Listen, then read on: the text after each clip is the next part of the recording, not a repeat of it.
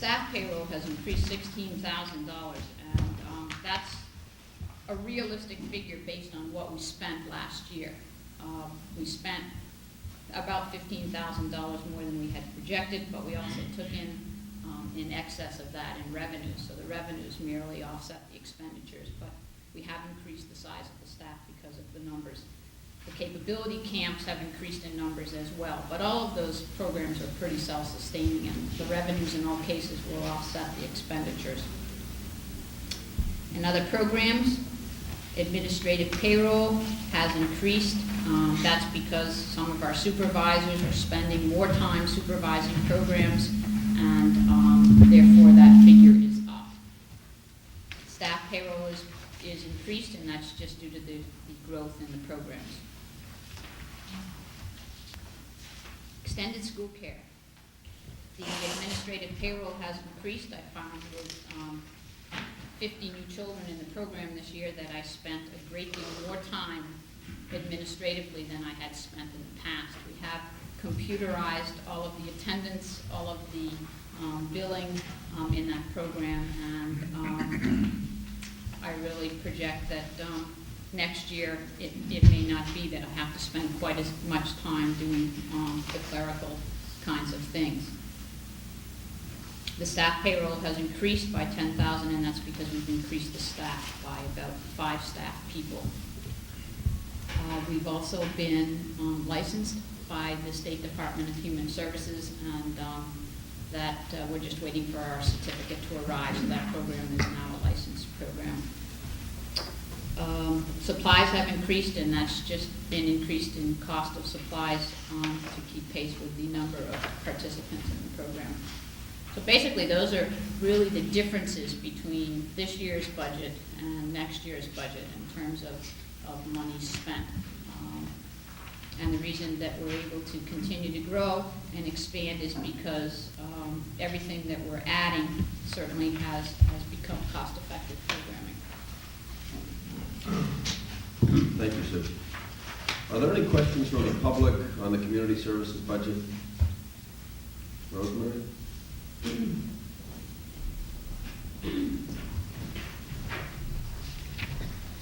Good morning.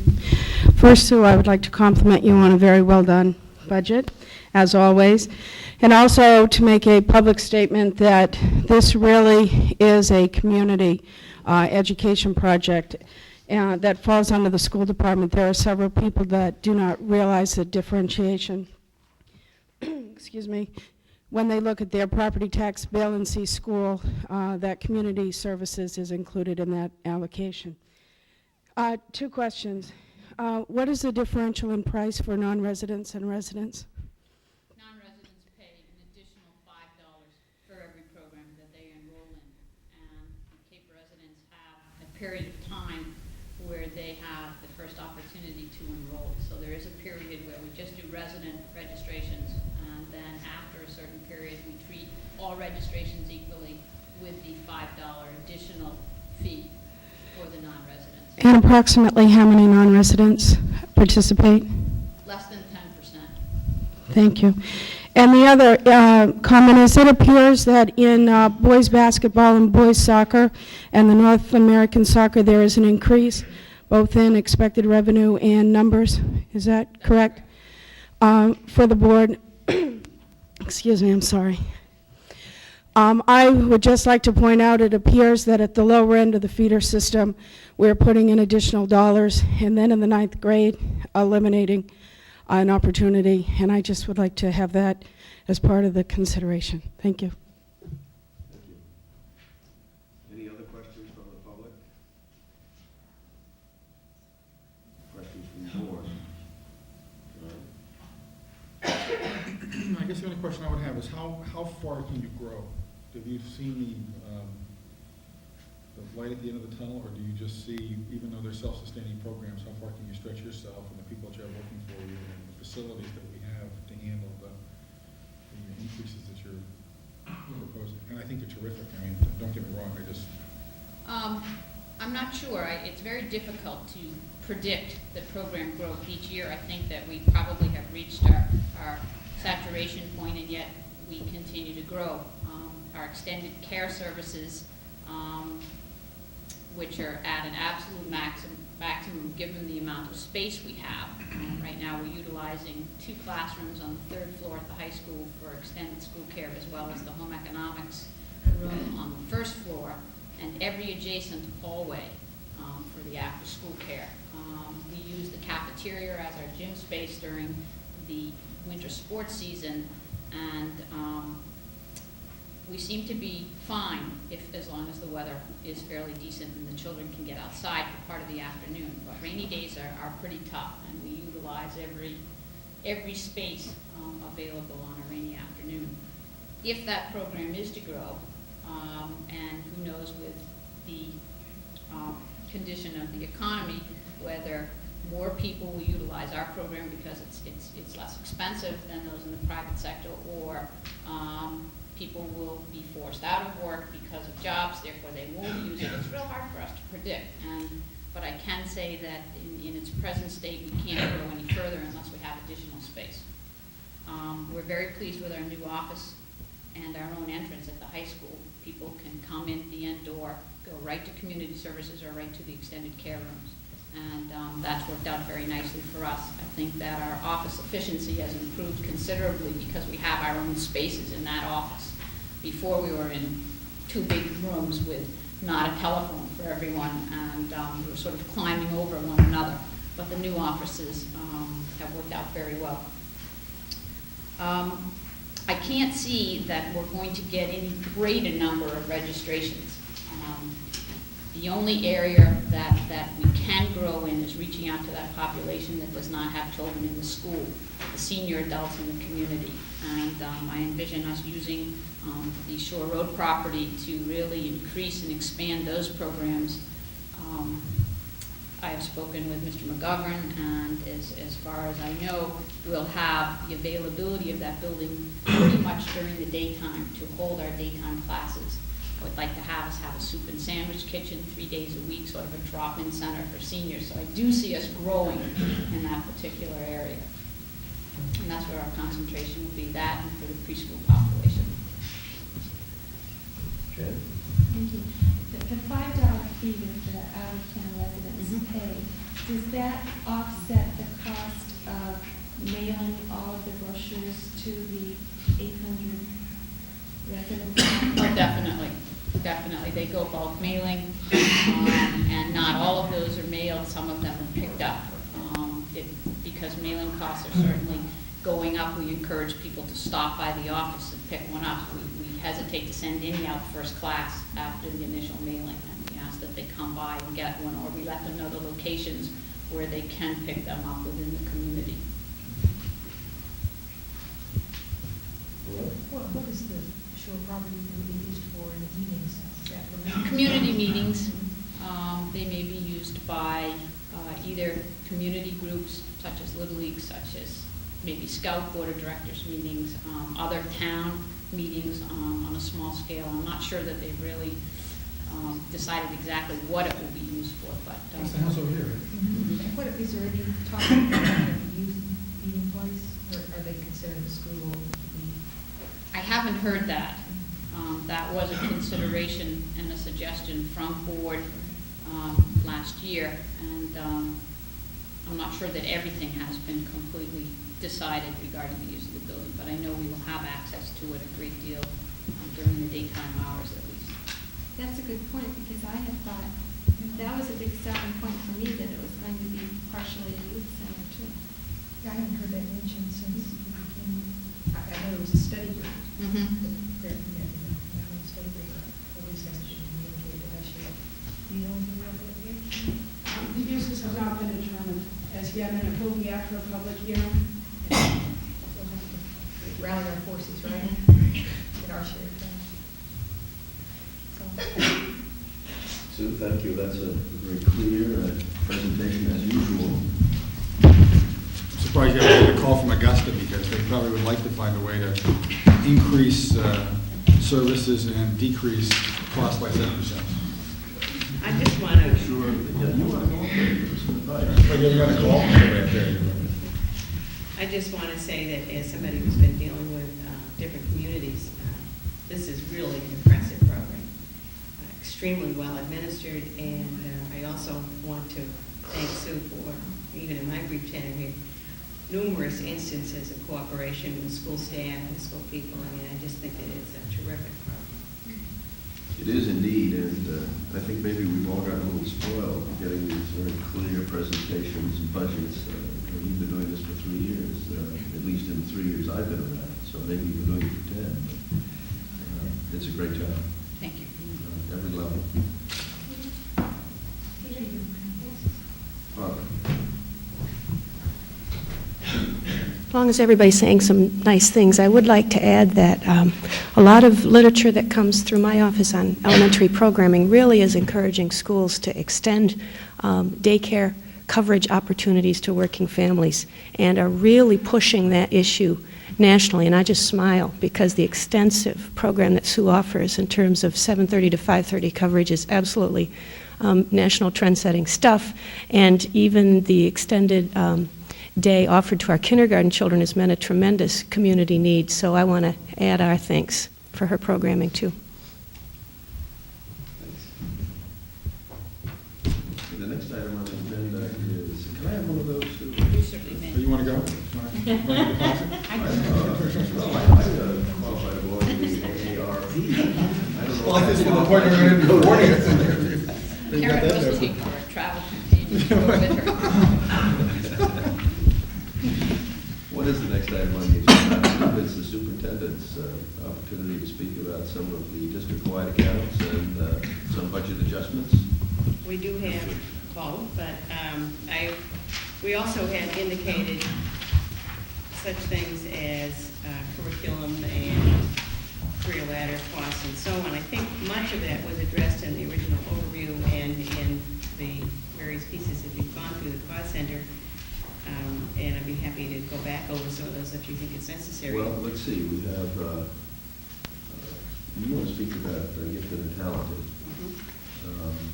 Do we want to go over curriculum again?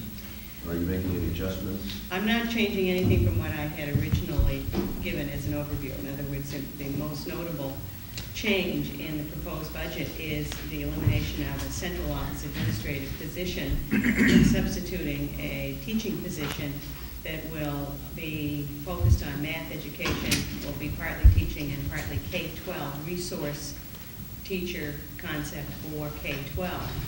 Perhaps it would be appropriate for me to explain that a little bit at this point, because I have had some questions on from various people. That's right. We did touch on it when we talked about the regular schools, but if you think that schools, but if you think it needs a summary. Only to the extent that I want to emphasize that from a standpoint of working on curriculum, I think the district deserves a great deal of credit, and I think Michael deserves credit, particularly in what he has been trying to accomplish as a curriculum director. There are two strands that have been going on. One is the very necessary strand of giving teachers additional training, educational opportunities in subject-specific areas. And since I'm talking about math, I will simply say that other things have gone on, but the focus right, the point right here is math.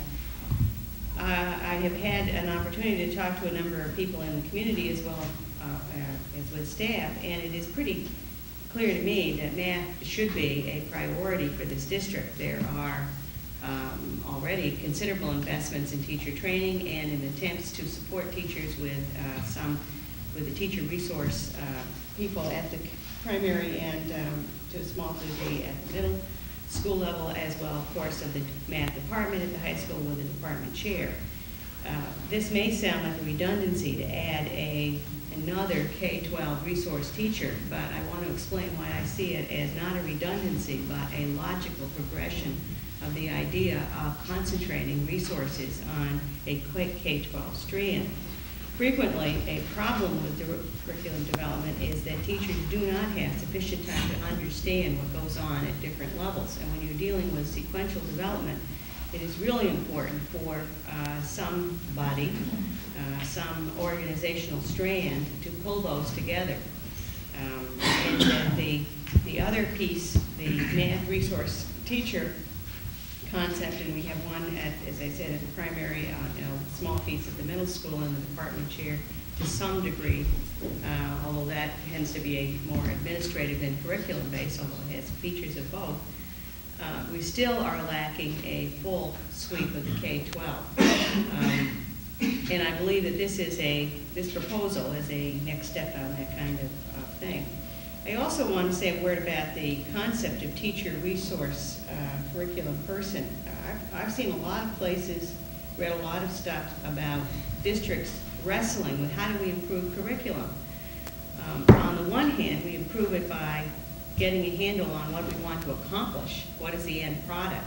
And I have suggested to you, although we haven't made this a formal goal, that I think that Cape Elizabeth is a kind of school district that can look exactly at what the exit expectations for math are tied to a high school diploma and set those at a fairly high standard, and then look back through the organizational strand throughout all the grades and decide just how we're going to meet that standard, so that it becomes much less an issue of whether some students achieve more math proficiency than others, but exactly how much do we want all students to reach.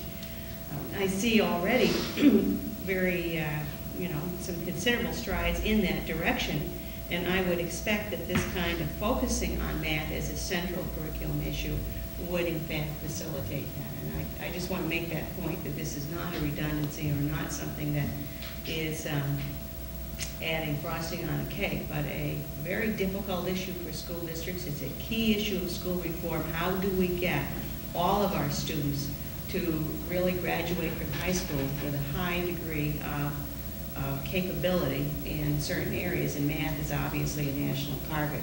Unless Michael has something else to say about that, I guess that's all I want to point out on that. Well, I certainly think that ought to be our target. I was driving down the road yesterday and listening to Pat Schroeder talking about a company in her district in the Denver area that was moving its factory to Brazil because the students were better educated. That's what I thought. This factory apparently just had to employ high school graduates, and she didn't go on, but I could imagine that math was at the core of that problem.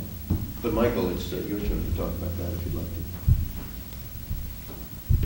I don't have, I'll just say one thing. Because it's, I think it's really something that I've learned from Connie since she got here, as well as just sort of the experience of our curriculum development this last year. When I initially presented a process for curriculum development, which I did that first half year, it was 2 years ago, I outlined a three-phase process. And the first phase was kind of like assessment and problem finding, and the second phase was beginning to pilot new programs, and the third phase was assessment. You have it in your folder somewhere. I've been pretty much following that model because I felt it was a very involving model. It relied a lot on parent communication, teacher, being highly involved. So I liked it very much. The piece now that I'd really rewrite is that phase 3 assessment piece. It's become clearer to me that assessment needs to be integrated in every phase of what we do, and that it can't be perceived as phase 3. It's in phase 1, it's in phase 2. You assess every step of the way, rather than sort of thinking that you do your major assessment at a third phase. My assessment, that presumably is centered around student outcomes. Yeah, What happens going? Are they learning? That's right. I don't think it's student as much as How are we doing here? Yeah. All along. You constantly dipstick, and you constantly check whether what you're trying is really going in the direction that you intended. And you constantly check that rather than check at the end. So that will be your new approach. So one thing that I want to really bring to, that I could see really bringing to being the K-12 math coordinator next year is working particularly hard on assessment. I've become more and more focused on that issue of measuring right away, even when programs are not quite in place, just exactly what the kids are learning. So I think that's certainly what the community's interested in. Well, I think it's twofold from my perspective. It's one, we've talked about this before. One, it's not only assessment, but it's how quickly things change. The frustration that I've had in a couple of years is that we talk about it and we talk about how we're going to do it, but it takes us so long to actually do it. And I wonder, are we looking at moving this further along faster than we have in the past, and also measuring it, or are we still talking about rolling it out in a structured, conservative, slower pace? Could I address it? I don't want to cut you off. One of the issues that we've talked about is pulling together the need that teachers have to know more about a subject area in order to make the kind of progress you're talking about. A major issue of staff development is the understanding that you don't learn all you need to know about a subject matter as well as teaching when you graduate from college at 21 or 22.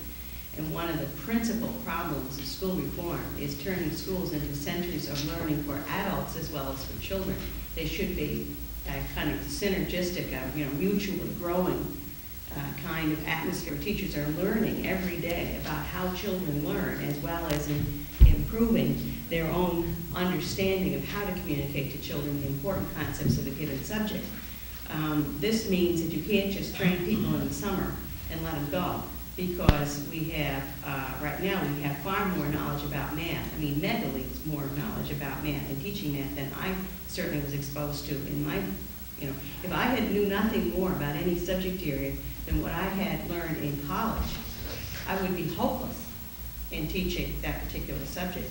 So that one of the principal goals of national school reform is for us as a people to understand that schools must support the growth and the learning and the reflection on children's learning of teachers. And that's part of what's been going on in this district with various things. The next step, of course, and this is where I think we are now, is to set very clear outcomes along the lines of what is it we really want to accomplish. Now that's going to imply, and probably where we are now, the next step is to ask some teachers at the middle grades to become more specialists in math and to set more specific kinds of goals and outcomes for along with this constant assessing.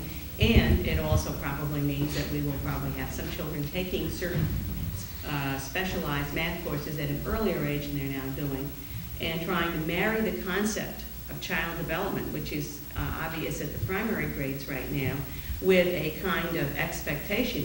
It's not, I'm going to say algebra because algebra is one of those things that we all think we understand, although I understand from mathematicians we shouldn't be talking about algebra per se anymore, that they want us to mix in probability and statistics and change the label on the course. But regardless of exactly what it is, since most of us think we understand what algebra means, I'll use it as an example. If you marry the concept of child development, the concept of teacher development in understanding the important concepts of the curriculum, and the idea of a specific school district with what you know you're already accomplishing and what can be accomplished given the student population you have, we would probably be looking at a situation where we put in place a mechanism that would have some kids taking algebra at 7th grade, some at 8th, some at 9th, some at 10th, but it wouldn't be a question whether or not you take algebra, it's when. Yeah. And I think that's where we are, and I think that's the kind of conversation that we've been having, and what I would suggest is that, what we want to do. Is there enough money in the budget to do the staff development that needs to be done in order to accomplish all the things you just talked about? I think that it's not so much at this point a matter of money, although I always hesitate when I say that because I know that there are things out there that, I don't know exactly where people are. But we are tied into the USM, we mentioned the UNIM grant. Through the partnership there is, what do they call it, PRISM? Prime. I mean, not Prime, but PRISM. What is the name? Project Climb? Project Climb. Project Climb. It's evolved into just the Southern Maine Partnership Math Group. Okay, but we also through that are tied in with assessment. You Barbara talked the other night about a mini grant and assessment, and I know Michael's been working with some people over there on how to, and Eleanor Redmond has done some impressive work on analyzing some of that kind of piece. So I think we have pieces available to us. The toughest nut will be, how do we change our schedule? With all the scheduling pieces that you've been listening to throughout our budget review, and all the issues that people very legitimately want to include in a child's day, where do we put the focus? That's where the argument's going to come. Are you saying that next fall, children will have the opportunity to take algebra at all these different points in their development? No, we are not there yet, but I would see this year as a crunch year to make those kinds of organizational changes. But it's not, I mean, you have to understand that if we, being all things to all people does not necessarily get you where you want to be. And one of the issues that we will be discussing, presenting with you and discussing with you as a board, is where do you want to put priorities? Now, that doesn't mean that you lock off all kinds of good things and say, okay, we can't do that, so we won't do it at all. It's a matter of relative amounts of time. And when we get into scheduling crunches, where do we have a clear signal from the board and the community that we will schedule, you schedule this first or that first or this second and so forth. Those are the kind of ordering of priorities that we need to work on, and we certainly won't be ready to do that in the fall, but I would anticipate by the following year we would be. I would suggest that, that we also be very clear and we lay out a timetable for the development of these things, because too many times we talk about it and we say this is something we feel is important to do, and yet it falls off the end of the table because there's no timetable on it. And it has a tendency, at least in my perspective, to drag on to where there's no conclusion or there's no point of action, or things are done so slowly and are absorbed so slowly through the system that we're not even aware that they're happening, or that the parents aren't aware that they're happening. And I think that's where some of the frustrations come from. So I would just suggest that as you move ahead. I think that's a very fair statement. I think to some extent we have had a timetable and we have assessed it though. We have set goals, we have reviewed them at the end of the year. It's not always possible to reach the goals. Can I add one thing? Because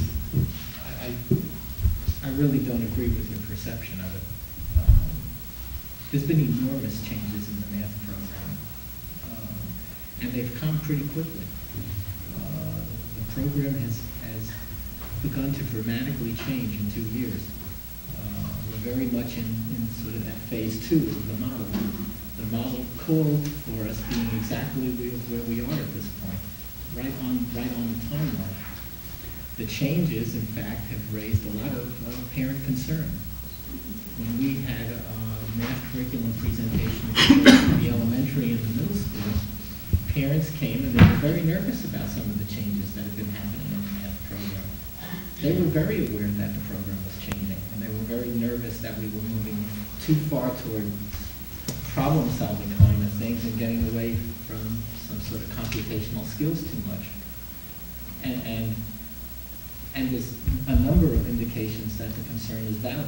And we've been taking that far more seriously, and we've been focusing more on computational skills. That's all because the program's been changing. The change has been right exactly on time.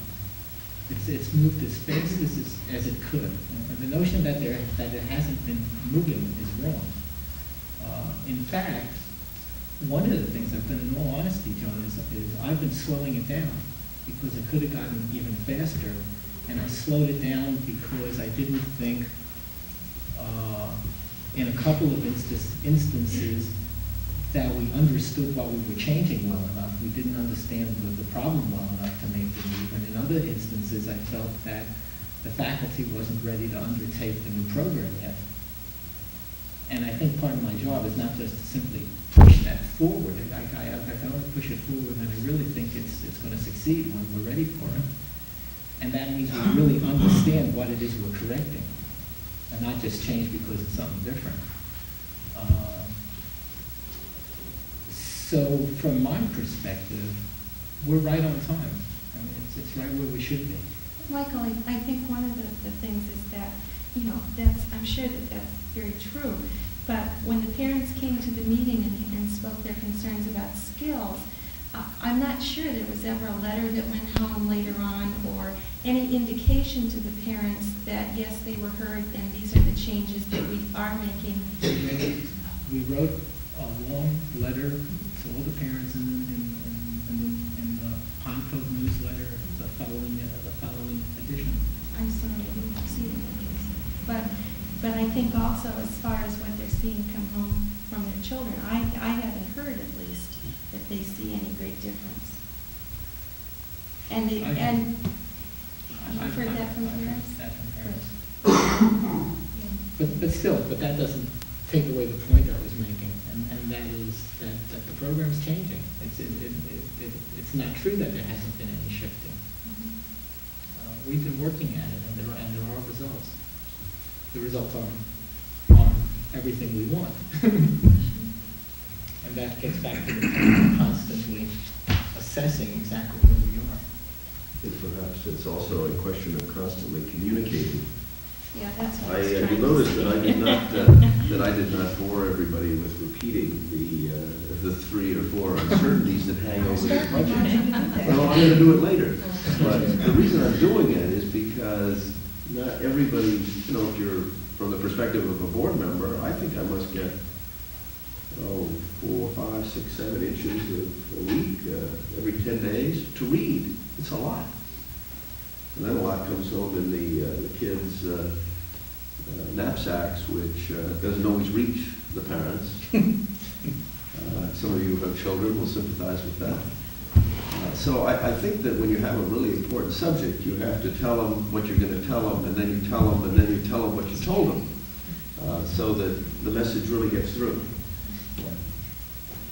I didn't see it either, will confess, so it's 2 of us. How about the other? So, yeah, okay. Good. And I think this also extends up through the high school, in that we're just, the filtering is slow, and this is the year that we've tried some new things, and I think probably the jury's still out, or the parents' perception of is this good or is this just different is still being processed, and time will tell, but that's been the frustration of the high school for many years. And from my standpoint of calls and frustrations, I see no improvement in that perception at this time, but I realize that it's just beginning. It's really the first year. So I'm telling everybody to give it some time, which doesn't help junior and senior parents too much because the time has run out. But I can see that K through 8 is working hard on that changes. Any further comment on the curriculum? Any comments from the public?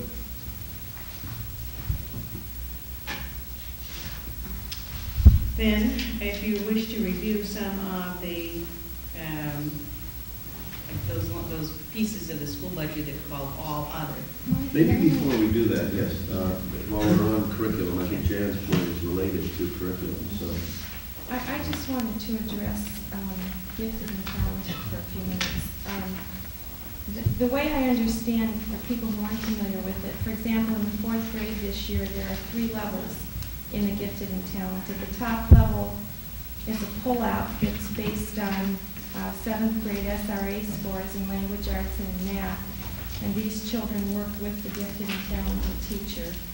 Then there's a middle level that's based on the SRA scores where the children get some extra classroom help, and the 3rd level, the gifted and talented teacher goes into the classroom and works with the teacher to help all of the kids. And I have 3 areas of concern about that I'd like to address. The first is that a test score is being used to determine whether or not a child can participate in the top 1 or 2 levels of this program. In other words, we're using a test to keep children out of a program rather than to help truly identify the children that are capable of doing the work. And if this isn't the case, then one question I have is how many children did get into the top level of the program who did not score at the appropriate place in the 7th grade SRA test, but were placed there because they're strongly motivated and hard workers. What about their right to try? And my second concern is, in our world today, it's important that every single child reach his or her maximum potential and be fully challenged, and I know that you recognize that. But this is a budget year when we're taking things away from all children, such as some foreign language and teachers' curriculum work, which would ultimately benefit all kids. So where is the justification in these budget times for having 3 teachers in grades 4 through 8 be focused on gifted and talented? For example, why not have Michael Efron, who will be doing middle school math, do the gifted and talented strand at that level? I truly believe that most of the public is asking us to upgrade the regular classroom curriculum so that across the board, every classroom is equally challenging. And I think that with the gifted and talented program as it is, too much money and too much manpower is going into a program to benefit too few children. Because what's being done in the middle and bottom 2 levels in this gifted and talented plan is what a good classroom teacher should be doing anyway. And I'll say again that all children need the challenge. And the third thing I'm concerned about are the mixed messages to parents. Because you tell us basically that standardized tests are one way to measure a child's ability, and let's not put too much emphasis on them. But then, when it suits your needs, you tell us, no, your child can't participate in the program based on the results of a test score. And as an aside, I'll be interested to hear how we're supposed to interpret the 8th grade NEA test scores on Tuesday night based on this. I think there are some more mixed messages. I had a teacher say to me once that she had children in a room that tested right at the top but didn't perform and didn't have much motivation, and that other children did far better than these kids because they wanted to be challenged and they wanted to work really hard. But I don't think that's considered in this particular program. And research shows that it isn't always the kids with the high IQs that are the big successes in life and contribute the most. And lastly, and I think this is a pretty major issue, you said that you would take into account developmental differences because of large gaps in ages within classrooms. In some rooms, we have ranges, children are 2 years apart in age. And I don't see how you're accomplishing being fair to the age ranges and developmental differences by giving a 7th grade SRA test and using that as a determination for your pull-out program. And so one thing that I would encourage everybody here to do is to read Escalante or See, Stand, and Deliver. He's a classroom teacher in a Hispanic underprivileged district in California. And his high school students score extremely well on the advanced placement calculus tests, not because they're labeled gifted and talented and pulled out, but because he's a tremendous teacher and because they're so highly motivated. And I think that's a lesson that we can all take from this. And I think in this system that we need to do some more soul searching about how we're going to meet every child's needs and have a whole school full of lifetime learners. So I have those concerns, and I know it's a tough issue, but I wanted to say that. Thank you, Jen. Any comment or questions on that? We want to revisit that subject and do some more analysis. And I think there's some questions there that probably, Can I speak to yes, that's who she wants to. Wayne, come on up. Wayne. I was trying to think of Wayne's name. I was like, you don't know what this is.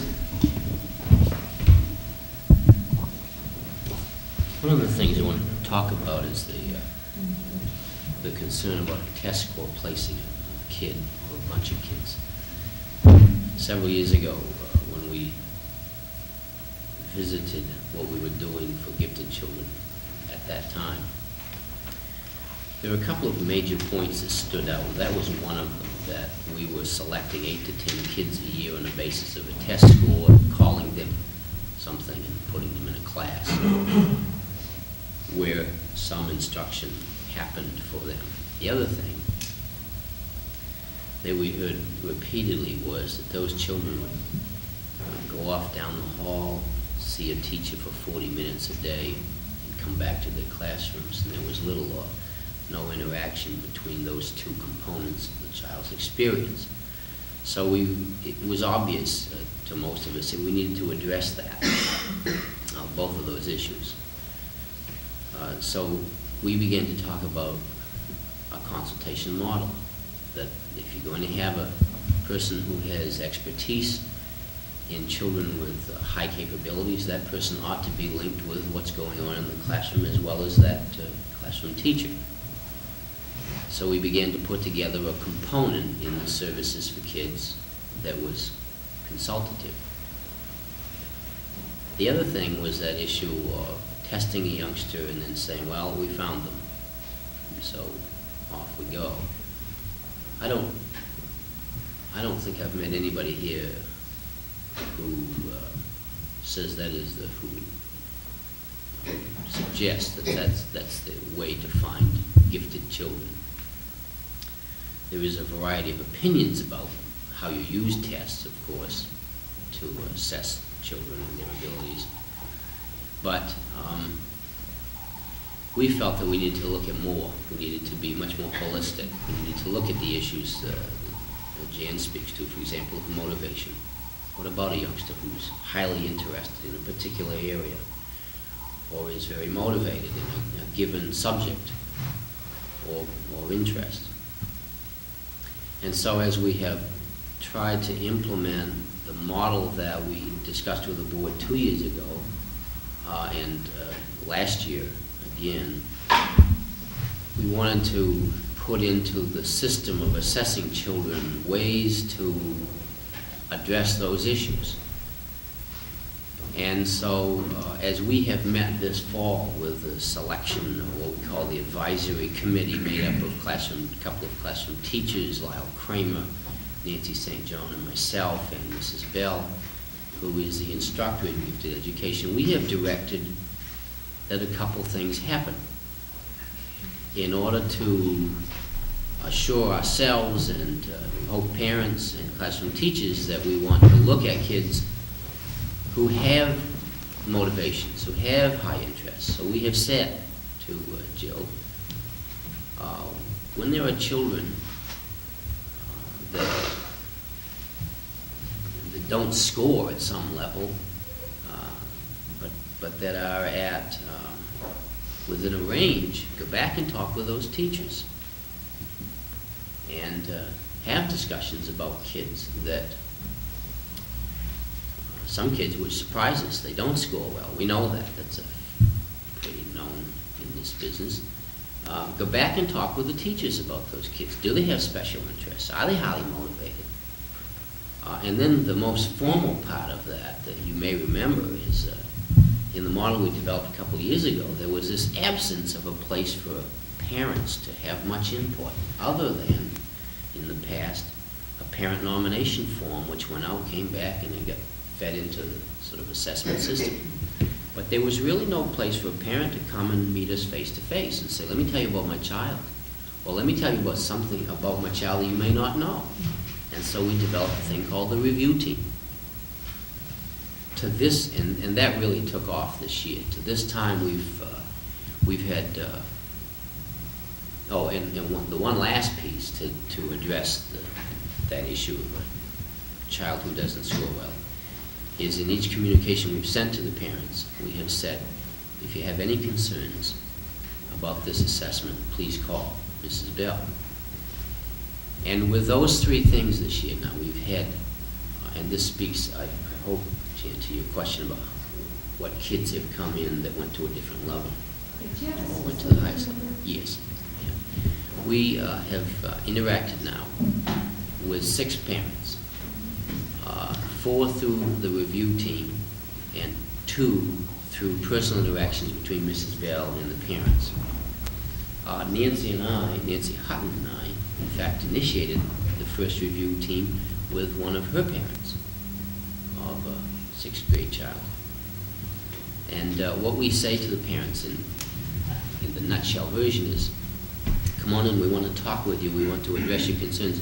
What we're going to do is show you what we have for information about your child. Please come in and tell us what you know about your child that will be helpful for us to make a decision about the level of service that your youngster needs.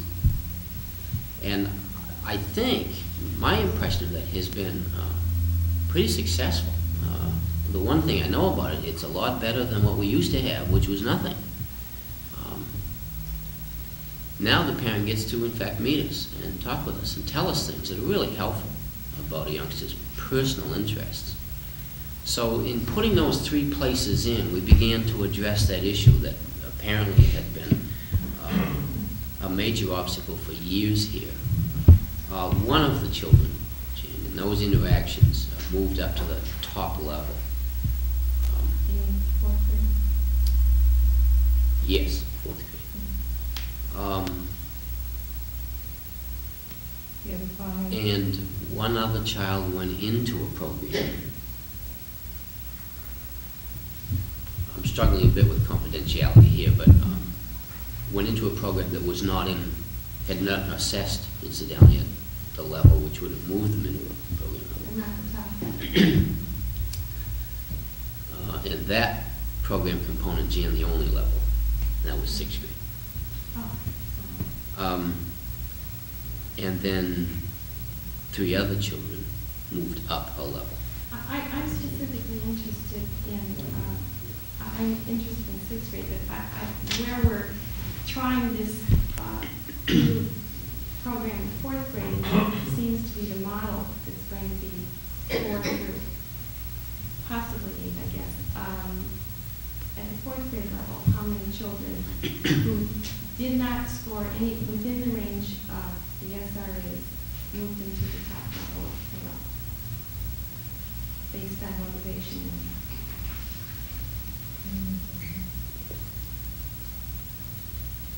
That was one little girl that was rather surprising in her assessment. What's more important here is the opportunity to move into it, the access to it.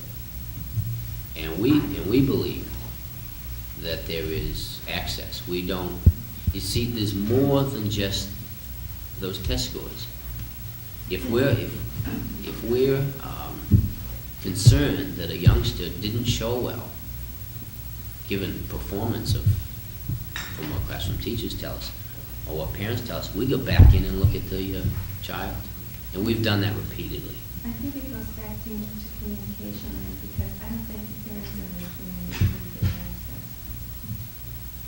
Well, I know, and we talked about that back in September and October and last May and whatnot, in our letters to parents and in our parent meeting in September or October, whichever, we had outlined, you might remember, because you were there, the chat pack I used outlined the levels, the steps, the processes, the routine. We have articulated that in letters that we've sent. I think we're doing real well with the kids. Obviously, we got to do a better job with some of our parents or with some of our communication to parents. And obviously, we need to continue to stress that.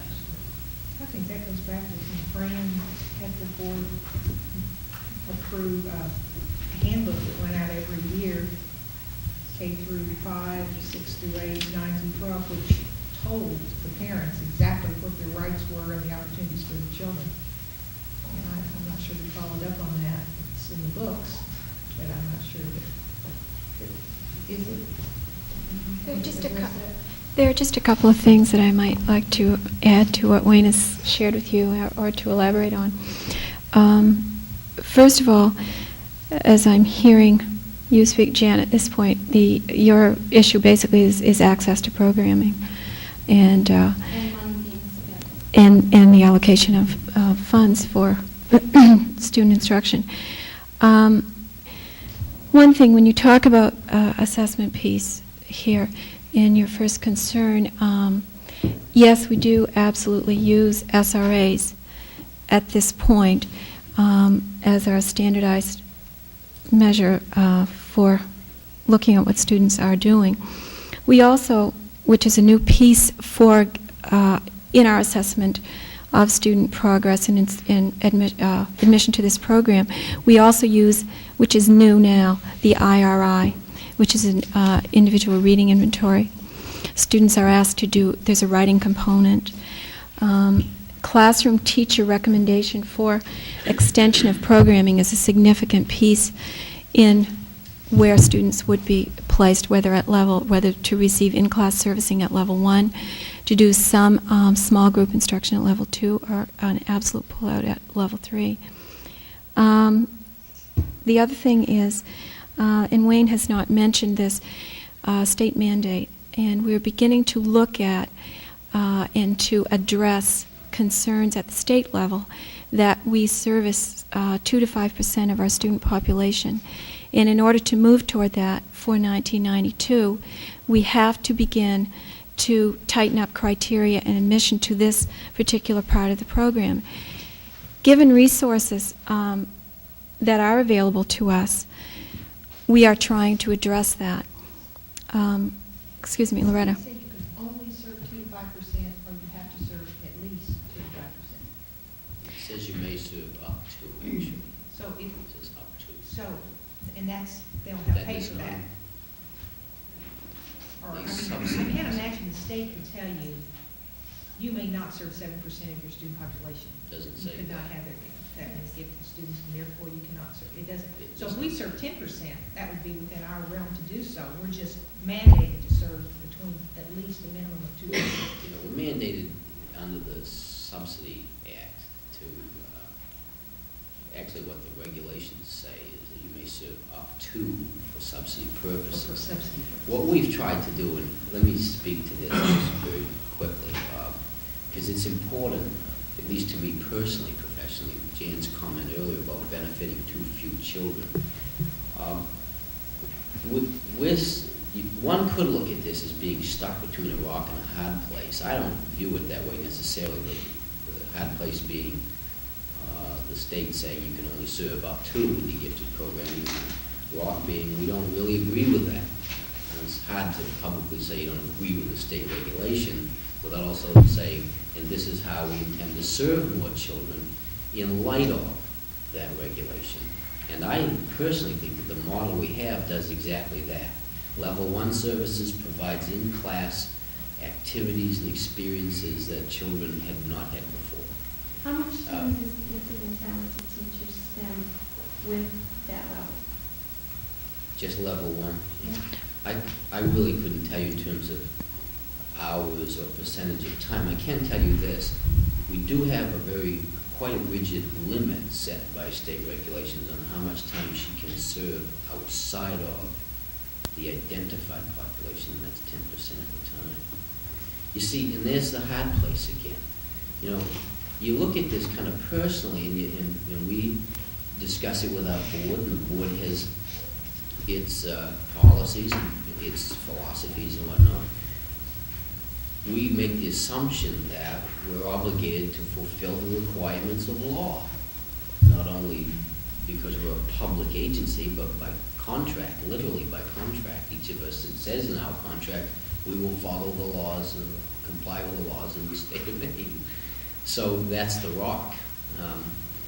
So this is why we developed this model. Level 2, again, was for those children that in the past you got kind of cut off and you were never seen or heard from again. I don't happen to agree that that should happen, and therefore we developed a band for children to receive indirect, sometimes direct services from that specialist with the classroom teacher.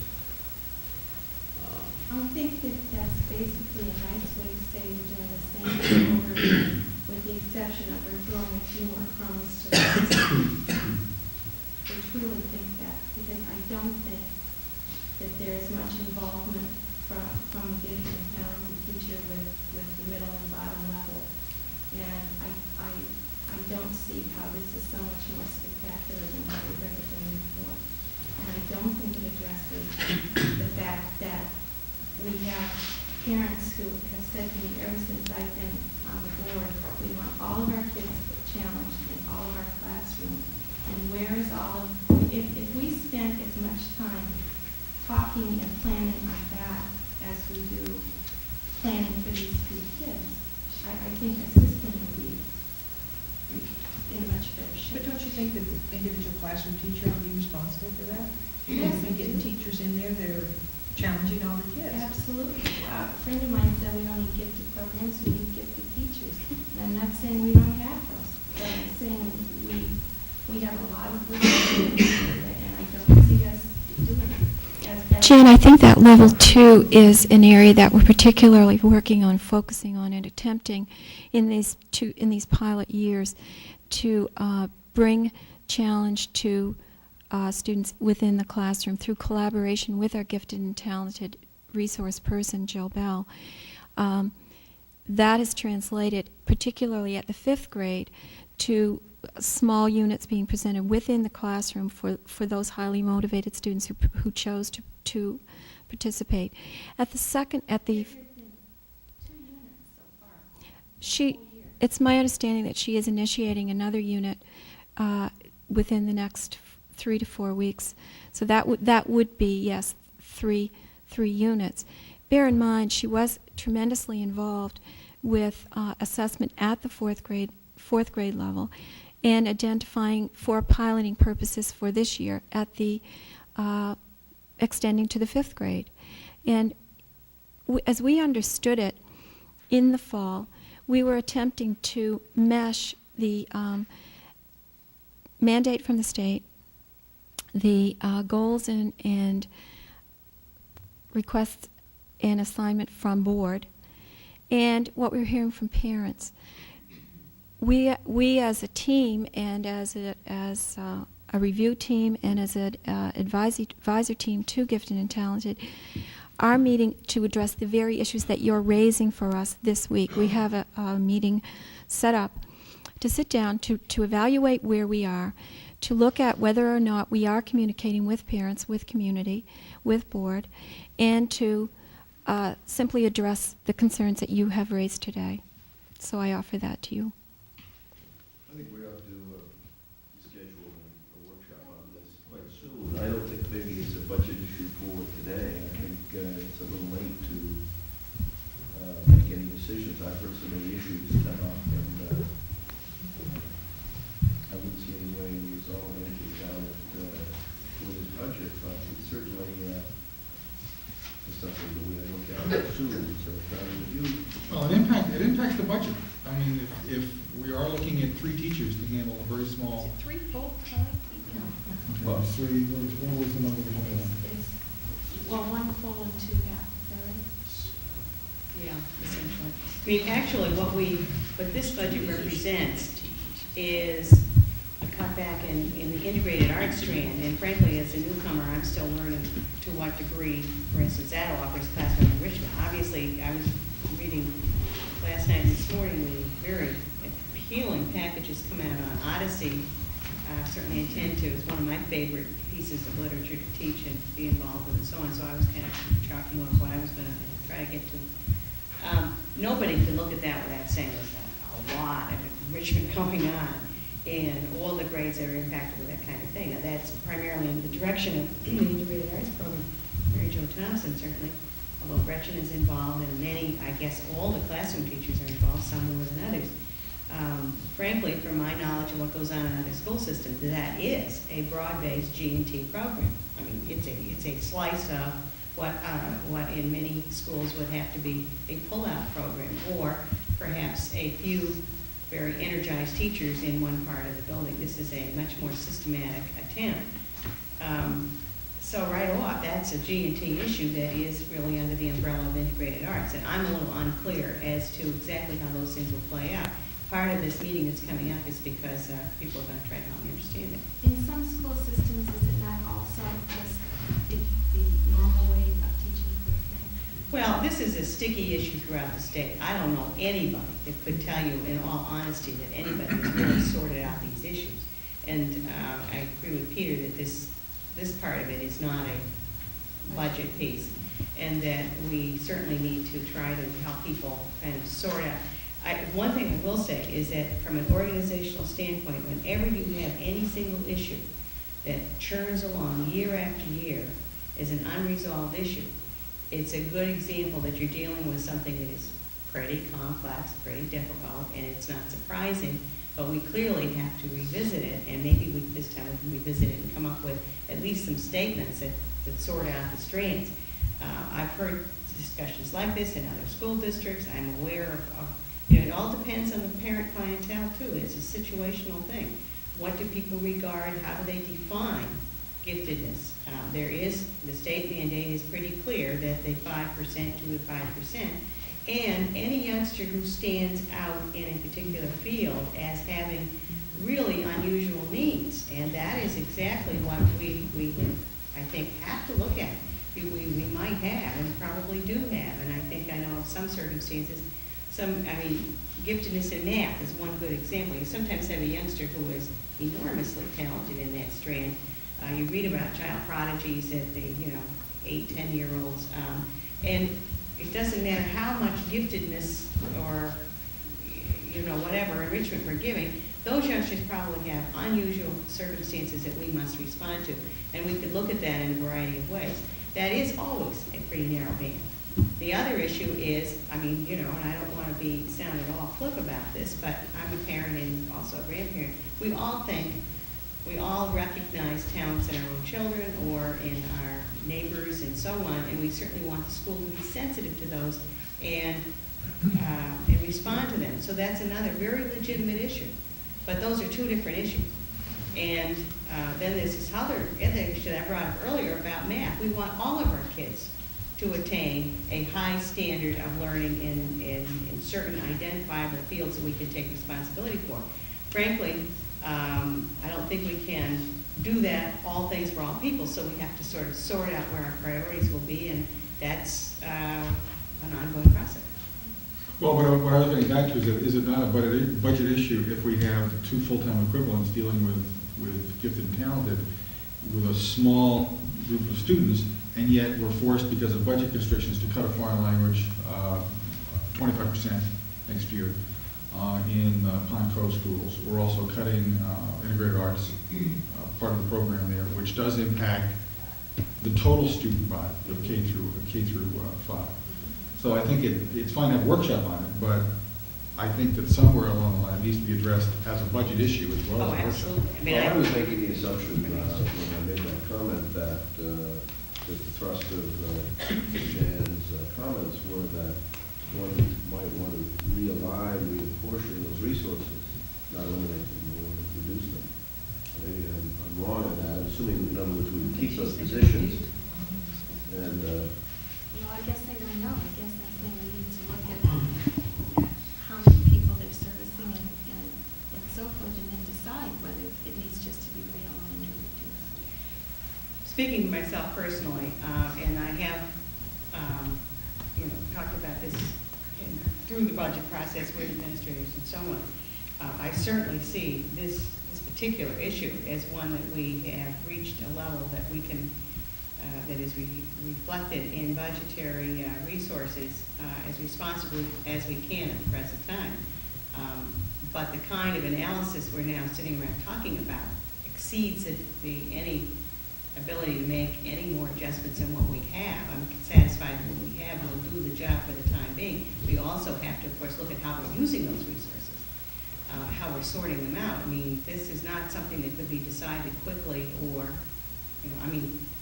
I'm not prepared to think about, as part of this year's budget process, eliminating some teacher who's labeled gifted and talented and adding something else. I mean, I'm not sure that that's what you're saying, but I'm not prepared to do that. I'm a little unclear exactly what you may be suggesting. well, I think that's precisely the point. I certainly wouldn't be willing to reduce, increase based on a short conversation here this morning, or the conversations we're likely to have as we go to talk to the town council, and there's not time really to re-examine the whole gifted and talented issue in the context of the budget hearings. There just simply isn't time to do it justice. I have spent a little time in the past looking at this subject and done some quantitative analysis, and that certainly taught me that it's an exceedingly complex issue involving statutory aspects and involving a lot of very complicated educational issues and community desires. I mean, I agree with that. I think that's absolutely wonderful to say that, but we have said 3 years ago that we were going to have a foreign language program in K through 8. We would have ideally what we wanted was a K through 12 foreign language program. We said we couldn't do that for budgetary reasons, so we said we would start it in 4th grade, if memory serves me correct. Now we're pulling 25% of that away. Now, what's going to happen, and we've seen it happen in school districts before when they come under the knife, it's going to be 25% this year, it's going to be another day next year, so it's going to be down to 2 days a week. I mean, there's only so much that you can cut in the programs that we have, because we're now into the, if we're not into the fat, we're into the kind of the soft, fleshy part of the skin of the animal that we're working with. Because we know there's no fat in the system. But what I'm saying is, what we're really talking about is, are we allocating the limited resources that we have right now to have the maximum impact over the maximum number of students?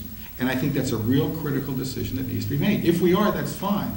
But I don't think, I do think it needs to be looked at before the budget gets passed. I don't know how we do that. If I may respond, I think that I regard this as a transitional budget. One of my goals coming in without having the kind of experience that as a superintendent was to sit down with the administrators and to some degree with classroom groups, but to really try to understand where you were, what decisions have you made, and how can these best be honored in a transitional budget. I say transitional, not only just because of my needs as a new superintendent, but also because we do not know what the depth of the financial difficulties of the state of Maine are going to be for the next 2 years. Therefore, I was particularly interested that we not make premature decisions to lock off any one program or to cut it so badly that it couldn't function. I am satisfied that what the administrators and their staff have put together with my understanding and so forth, but not directly coming from me, but helping me understand the situation and to what degree I could help them put together a total package.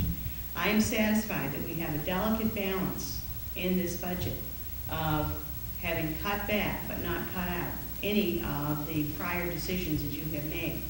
I don't really feel that at this time we could do a better job than what we've already done. I recognize that there are going to be people who will disagree with that, but I am basically looking at this as an overall package, and frankly, the administrators and myself have had some very long conversations about particular staffing issues, because this is a real domino kind of thing.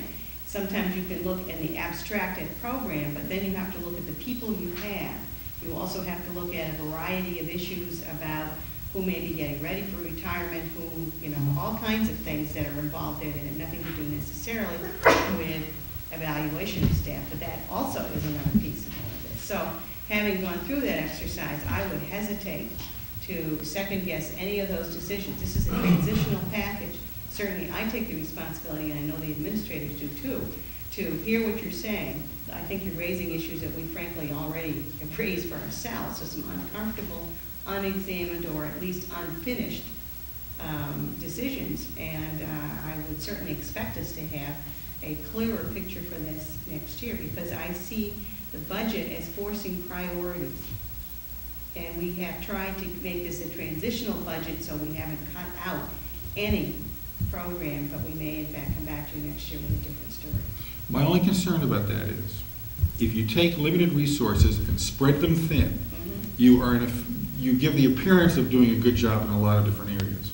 And what you're really doing is starting to restrict the amount of success you're going to have in a large number of areas. Instead of saying, we've got 10 choices, we're going to take, we have to cut X amount of dollars. Instead of taking one of those choices away and doing as good a job as possible as you possibly can in those 1 through 9 choices, you're now doing a lesser job in the 10 choices. Last year, we tried to do that. Right. We took our lowest priority, and look what happened to it. I think the real point is to make sure that people understand it's a transitional package.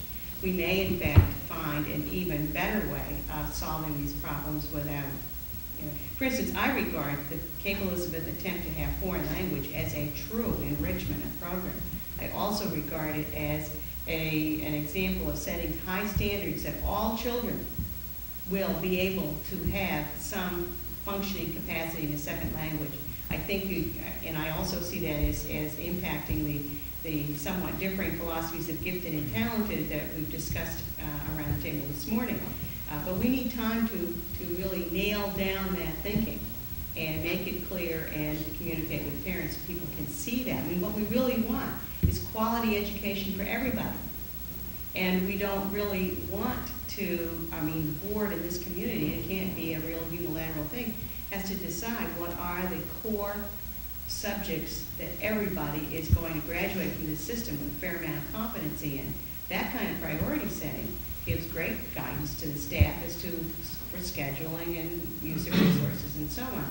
Gifted and talented is one of those generic things that cuts across all of that, and so it can't just be one or the other. We have to balance those things. We have a comment from Mr. Thompson. Hi, I'm Tim Thompson. And as part of the discussion, I don't know if this is an appropriate time to throw this in, but I was just reviewing the main educational assessment scores that we've gotten. And as a part of a discussion of the gifted and talented in the foreign language, one of the things that I'm concerned about is that on these assessments, and you know how the parents, and there's been a lot of discussion about what can we do to objectively see how we're doing. This is obviously a measure that's pretty objective, I think, and almost, well, in fact, without exception, our scores in the humanities, in the social studies, in the science, in the math, in the writing, and in the reading, we've all trended down in every one of those. And without exception, the states, the other districts are all trending up. And when Connie talks about making sure we're utilizing resources in the core curriculum, certainly those are the core curriculums that I'm concerned about. And I don't know when a more in-depth discussion about these results are going to be had, but is it Tuesday night? Because I know these are very recent. But those are very concerning numbers for me as a parent, where we're, without exception, trending down and the rest of the state is trending up. I think it's a very telling kind of a number. Well, we'll certainly be discussing it Tuesday night, and we have regularly discussed these scores. We're still scoring, obviously, as compared with other districts in the state, well, but and the interesting thing, all the discussion we have about math, I mean, math, especially with regard to the girls, is a big concern, but in things as elementary as their reading skills, we've dropped probably the biggest percentage in the reading area, and those are just very disturbing numbers. But as you were discussing this topic, I just was flipping through those, and it was very telling. We'll see you Tuesday night. Okay. Thank you. Should we, is that enough on the subject, Jan? Are you satisfied, John? Do we do anything? This is a watershed up here, I think. No, I think I'd have to take Connie and the administrators at their word that they've done the best job that they possibly can. I just wanted to go on record. We have made it, we have said it before, we put a lot of programs in a position in the last number of years before this board and during this board's term. And one of the things that concerns me is that we all go out and try to protect certain parts of it and make sure that everybody at least gives the appearance that we're doing the right things in different areas. And I would much rather, to Loretta's point, last year we made the decision to say we were going to cut off, we were going to cut one program because we didn't want to reduce the effectiveness of the other programs across the board. And it wasn't a popular decision, but that was the, yeah, I remember that. I have a short memory. But I still feel strongly that I would rather do that than water down the entire program. Well, I think that the key to looking at this budget is that it, as Connie said, is a transitional budget. And maybe this is the time for me to give my speech about the uncertainties of state funding negotiations and our physical plan. So that's the summary of that speech. But those are very powerful uncertainties. And if some of those things go against us, as indeed they might, then clearly we will again face that decision of 10 programs, which 8 do we want to keep? I mean, there is no doubt about it in my mind. And this budget really takes us through the next year and gets us to the point where we know what the state funding is going to look like and the outcome of the negotiations and what we're going to do with that physical plan and any other uncertainties that might be out there. You know, that's a partial list, perhaps. And we'll face these issues again. That's one of the exciting things I think about this budget and the way it is being done is that these kinds of things all need to be talked about, and it really gives us a good opportunity to open up these discussions and say, okay, over the course of the next year, we'll look at this stuff. Now, Loretta, you were kind enough to bring us some donuts. Yes. I suggest we take a 5-minute coffee break and everybody gets some coffee, and then we'll go on to all other accounts. Yeah, I want to take a minute.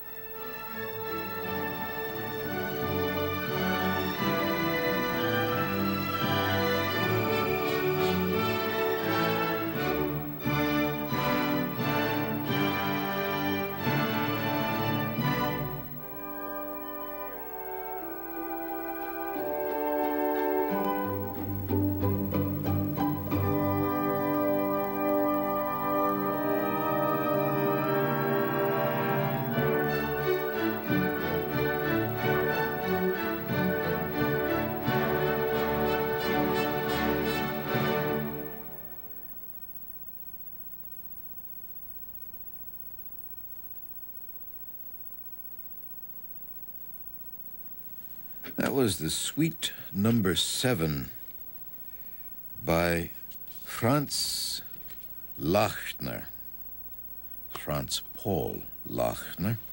A number of fixed costs or central office costs or other issues, some of which I think have already come up in individual budgets like oil accounts and workman's comp,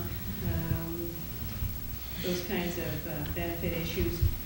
I don't know that you need us to go through them as a whole group. If you would like to, we can, or perhaps... I do have one question. Okay. Under the operation accounts. I just didn't pursue this the other 3 nights, Dee, because I thought I could save it till today. I'm still a little unclear about our energy saving plan that we've put in. About this time last year when we were considering this and we were getting our matching funding, I remember one of the real pluses for that, I thought, was the fact that we would be signing with a company that would guarantee us that they would pay those charges if we didn't make that kind of savings in our savings in our conservation plan. And then I think I heard you say the other night we did not sign with the company that gave us that guarantee, and I wondered what your thinking was and why we did not. And then now what is are we just under the hope this is now going to save us money and we're not assured anything, and so it's just, I mean, what is the benefit to us with what we've signed with other than the hope that it will supposedly save us money? There'll be a benefit. The company that we did not go with a guaranteed, quote unquote, the saving was that their service contract was that much higher than the company we chose to go with. What we did is when the bids came in, three companies participated or chose to submit proposals. 2 of them were pretty much on the same, offering the same type of system, the same services. As far as as far as what the system could do was pretty much on line. Where we went a step further was we went back to these same 2 people. We said, give us a 3-year proposal on service to maintain our existing equipment and the equipment you're going to be installing, should you get the bid. And when those 2 proposals, or those 2 companies came back with their proposals, the company that had the guaranteed savings was $15,000 higher over a 3-year period than the other company. The systems are basically about the same, you know, as far as what they're capable of doing, as far as the way they monitor the buildings, the temperatures inside, outside. And at that point, with the engineer that had designed the specs for us, we chose to go with the other. The savings, the system was way being installed, I think we were late with the bid process, and everything just didn't fall in place the way it should. Dee, when you say we, who is that? Who is the we that? Myself, Gary, Charlie, Jack Kaczynski that did the engineering work for us. The companies that bid the process, what took a long time is when they did come in with the bid, and we said, well, no, we don't have enough information to award the bid. That took another month or two for them to do their numbers and say, well, no, we're going to charge you X amount of dollars to do the service or the contract work. And then when the bid was awarded, it took like 30 to 60 days to get the equipment on site and then start the process of installing. That piece is all done as of the end of February. We're online. The computer is being monitored by main controls out of their headquarters in Portland. So, and they're training our staff right now how to do the changes that we need to do in-house. So we don't have to do this on the phone with these people. The savings will come down the road. What happened last year is that we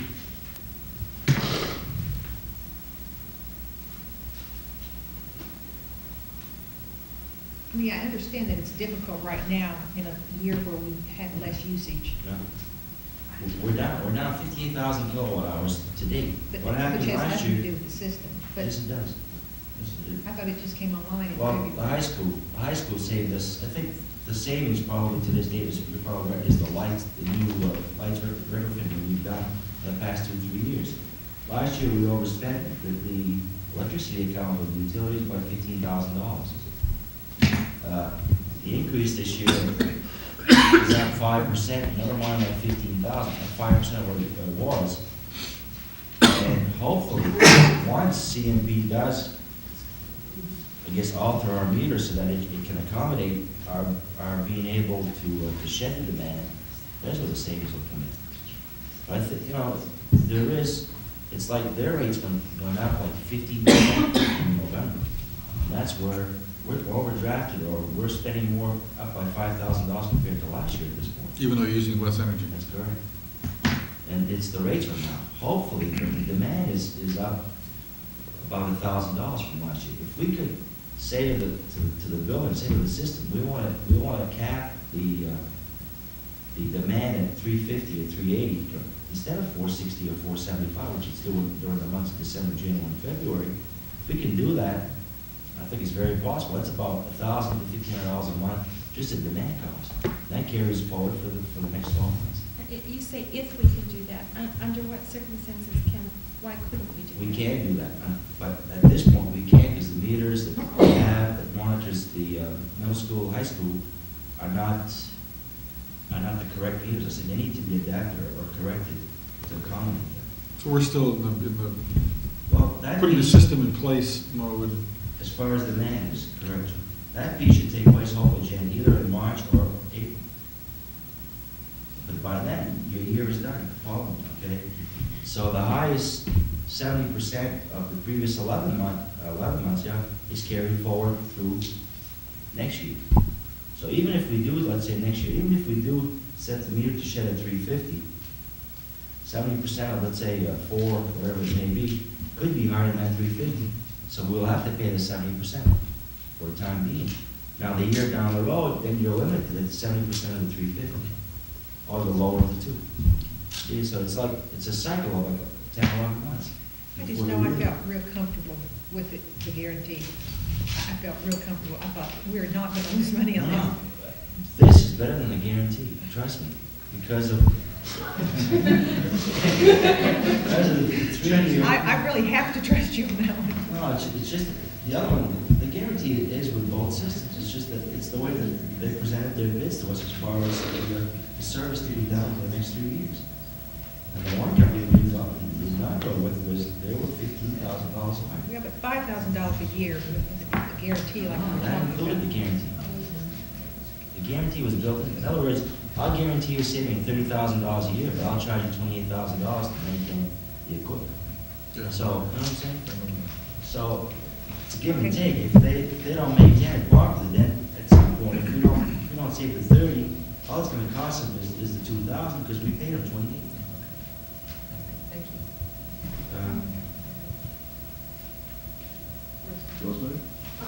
like to speak to that issue too. And I'll probably shake, and I apologize, but that's what I do if I'm not sitting or leaning on a podium.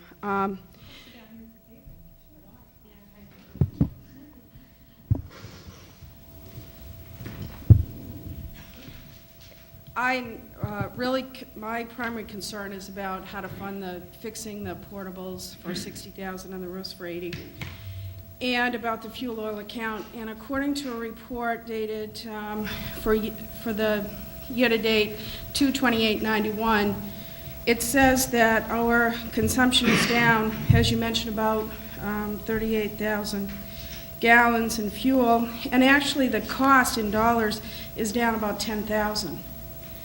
And I'm here one more time, and I know you've heard it 3 times, and it really is a follow-up to Loretta's comments, is if that does not show a significant savings because of our energy conservation system that the district paid for, and because this year's budget projection does show an increase in the request for dollars for those accounts, is that not a place where we could find significant dollars?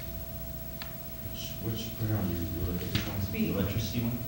Fuel. If I might interject, Yeah.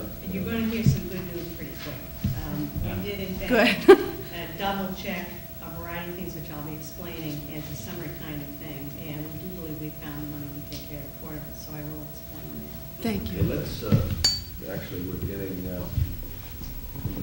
are starting a bit more usual format, so why don't we have your summary now, and then we'll take questions from the public and then from the board. Is that okay with everybody? Yes, sure. Sounds wonderful. The one that we this is yeah, the one that you just mentioned. One bridges. Well, what I want is for you to say, you got this. One of the things that I commented on when we originally brought you a proposed package a few weeks ago is that we were struggling with making the best use we could of our new computer model.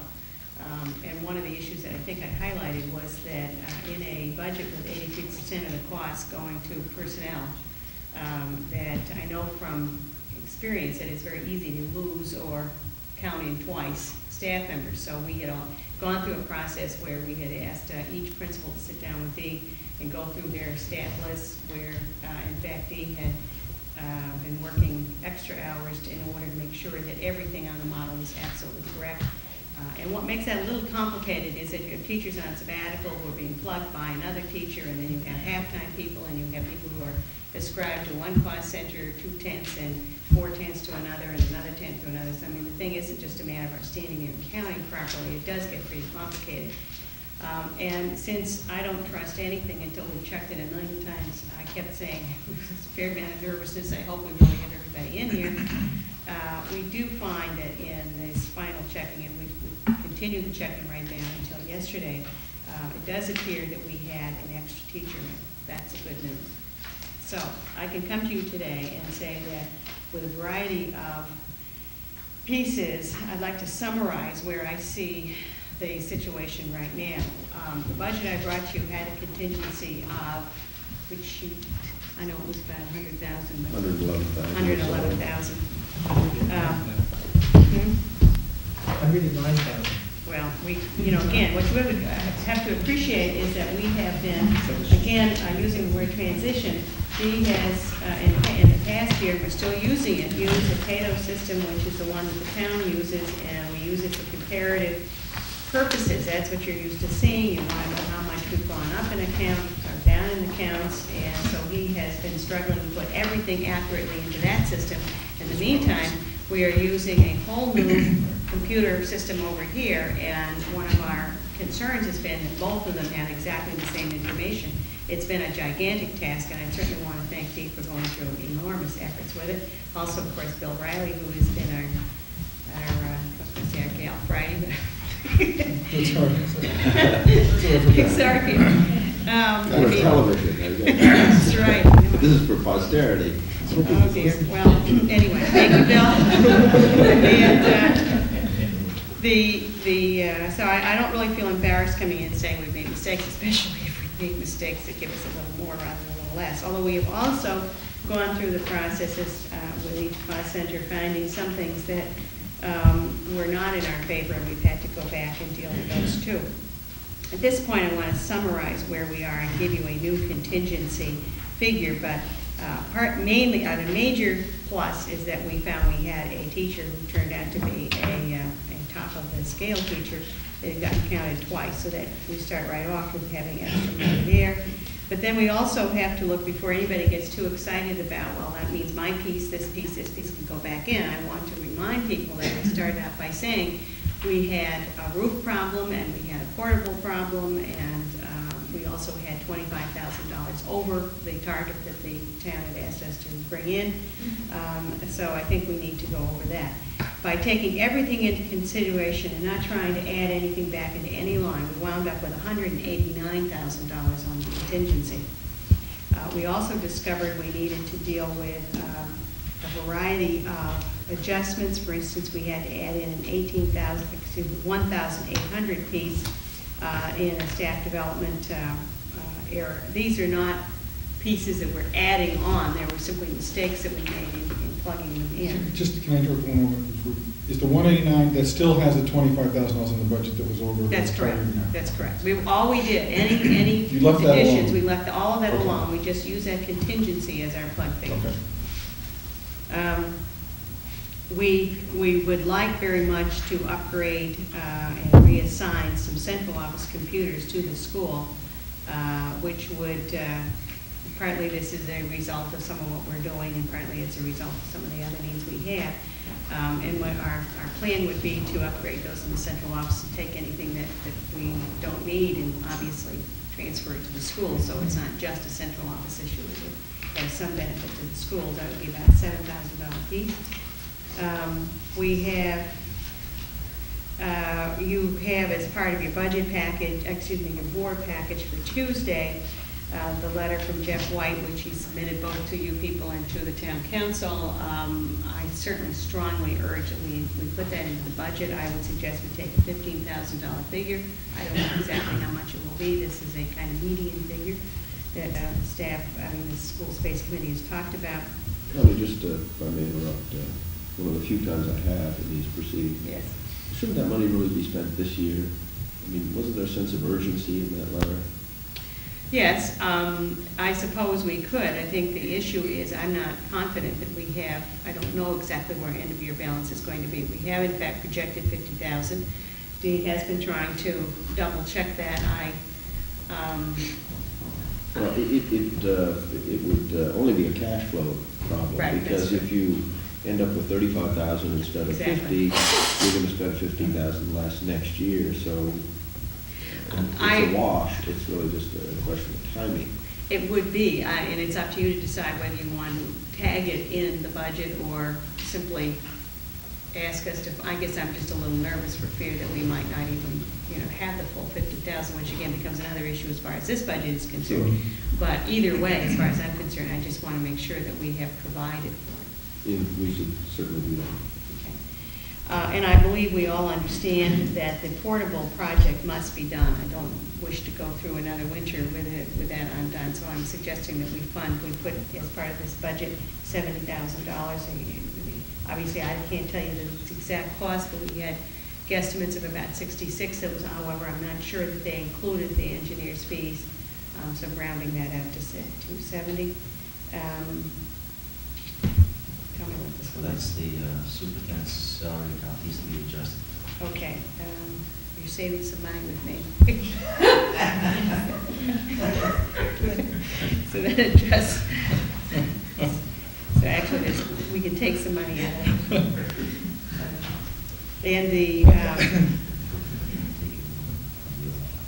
okay, and we in fact are looking at the oil account. We did, that was part of it, this particular summary, and the reason I'm looking at these numbers, we didn't have time to really type this up for you, but we will do that for Tuesday, of course, taking oil 10,000 out. We also wanted to know if you wanted to revisit any of the pieces that were put in front of you in the budget review.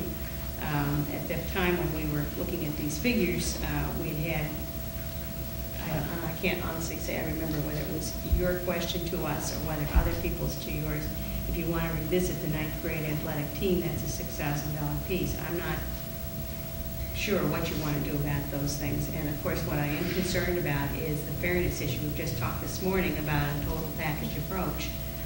It does happen to be somewhat, I suppose, off to one side, but those are issues that you could look at. Is there any recommendation from the administrative council on that, or from you? I don't think we came up with a real, we talked about it and looked at it, and our problem is that we feel we have a very delicate balance.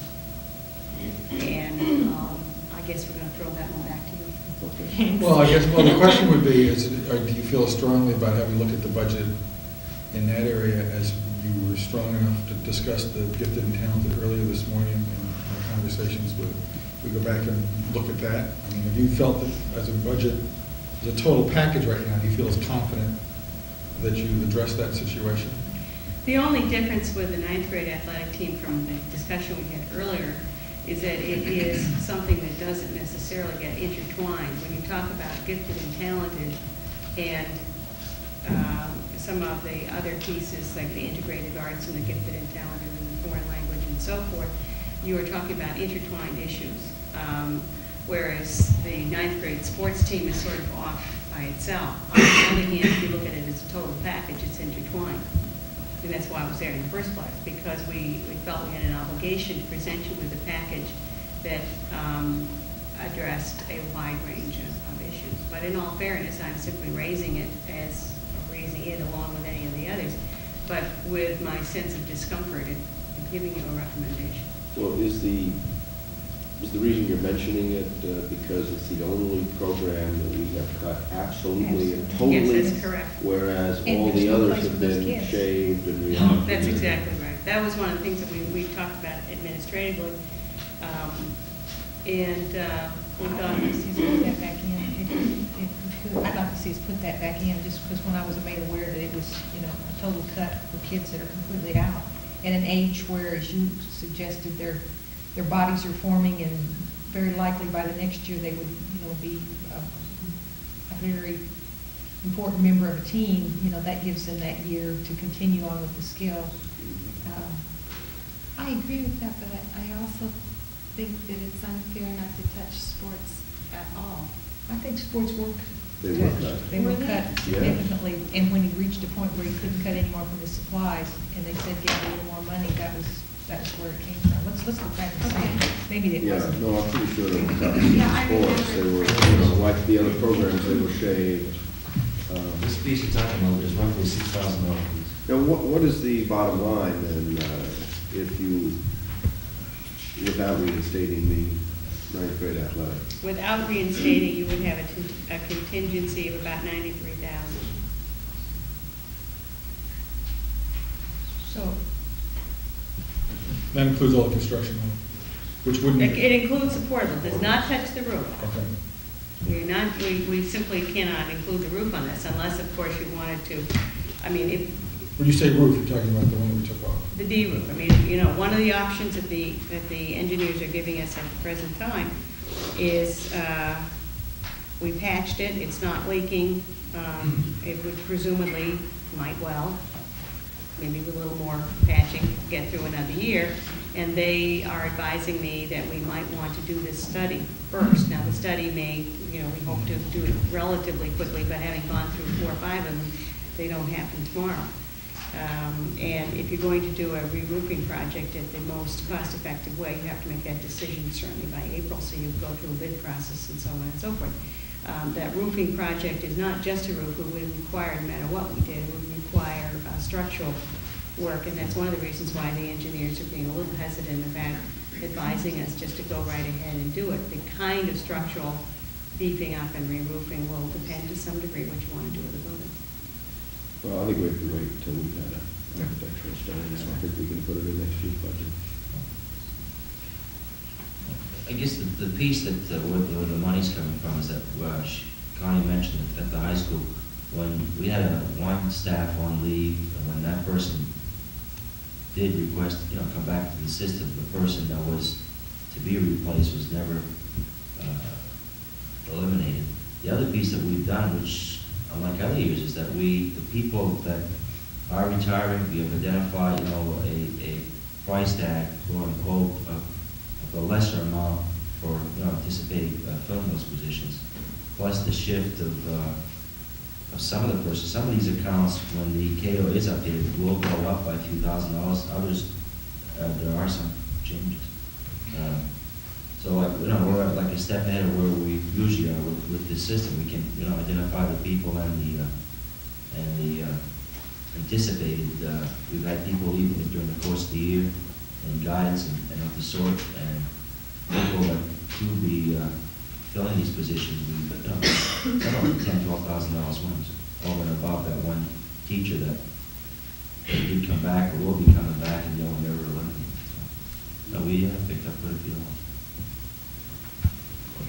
Well, I think you finished, Connie? Substantially. Well, I want you to finish, and then we can take public comment. Okay. Essentially, what this is then is an explanation that we basically were able to add to the contingency in the fine tuning, such as it was, of going through the accounts, and making as close a penny estimate as we can on staffing issue, which always makes me nervous, but nevertheless, here we are. And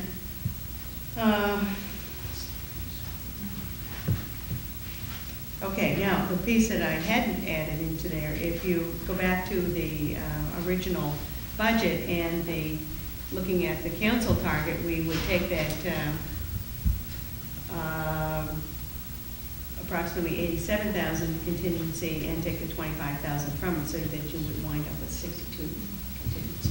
62? Mm-hmm. Which is less than 1% of the entire budget. That's correct. It's a pretty fine margin.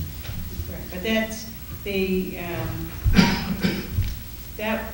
those issues that we started out with a few weeks ago when I proposed a budget, $25,000 excess over the 5% tax, 5% increase in the tax rate, the $70,000 for the portable, and some adjustments back and forth we've gone through. The bottom line is that you can meet that 5% tax rate and have a $62,000 contingency and include the portable, but not the roof. But when Wayne Freeman spoke at some meeting recently, I don't even know which one it was, one we had at the high school, he was speaking about some other accounts coming in a little under, and maybe there was a little flexibility. So why couldn't we put that back up to 100,000 and let them decide if we need the 50,000 contingency or 100,000 contingency? Didn't you all sense that some of the others, or should we go in exactly? Well, I guess I would ideally like to go in with a 1% contingency, and if they wanted to discuss that with us, and then we might discuss some of the implications if there was a major unforeseen event which wiped that out, and what we would do mid-year, having contracted for employees and services who simply wouldn't have the money, the town would have to come up with it. And I think we probably ought to do that and then have that discussion with them. Because we also have to have the discussion with them about what we're going to do and what our contingency plan is if, as I've said before, in June, the state aid evaporates either totally or partially, and the increase in the state aid. We also, of course, are not through negotiations. And although we feel we put a prudent amount in, at the same time, we've certainly not put a overly generous amount. Well, it's less than, I think we've said publicly, it's less than the inflationary adjustment. So that's sort of where we are. Okay, public comment. You had your hand up first, I think. No? Okay. I didn't hear, Connie, in your comments about if any adjustment could be made in the fuel accounts and put into the contingency fund. We did, as part of this sort of package, we did deduct 10,000 from the projected fuel accounts as they are in. Per school? No, not per school. That was an overall reduction. Then my follow-up is on student transportation. And again, fuel except now gasoline and diesel. And I Wait a minute. Let's, we got two people coming up. You really should be at the microphone so that, or at the table so that you can be seen and heard on television. Who would like to go first? Me? Okay. Thank you. I'd like to readdress the ninth grade sports cut that's being recommended. I just have a couple of comments on that.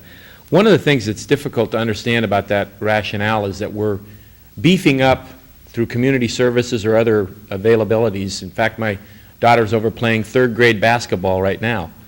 And it leads up to this void that we're creating with this $6,000 cut.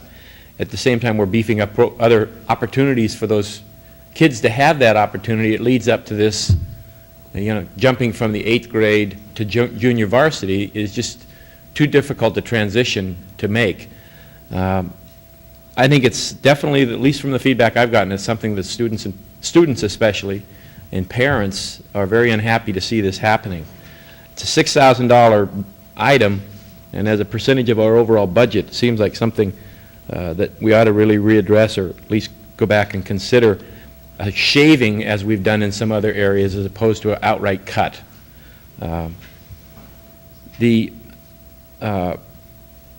Even if we cut it and then went back to like the Parents Association, because there is a significant interest in this, and said, can you fund this? It becomes a club kind of a sport as opposed to one that's involved with the other leagues, so it really is a dramatic change, I think, in a program that I think is very important, one that we're supporting in every other aspect, and it just, the $6,000 that we're talking about just seems like an amount of money that we should try to find in such an important physical developmental opportunity for our children, that we're talking about intertwining our programs as much as we can, and here's a clear void that's being created by this Budget Act.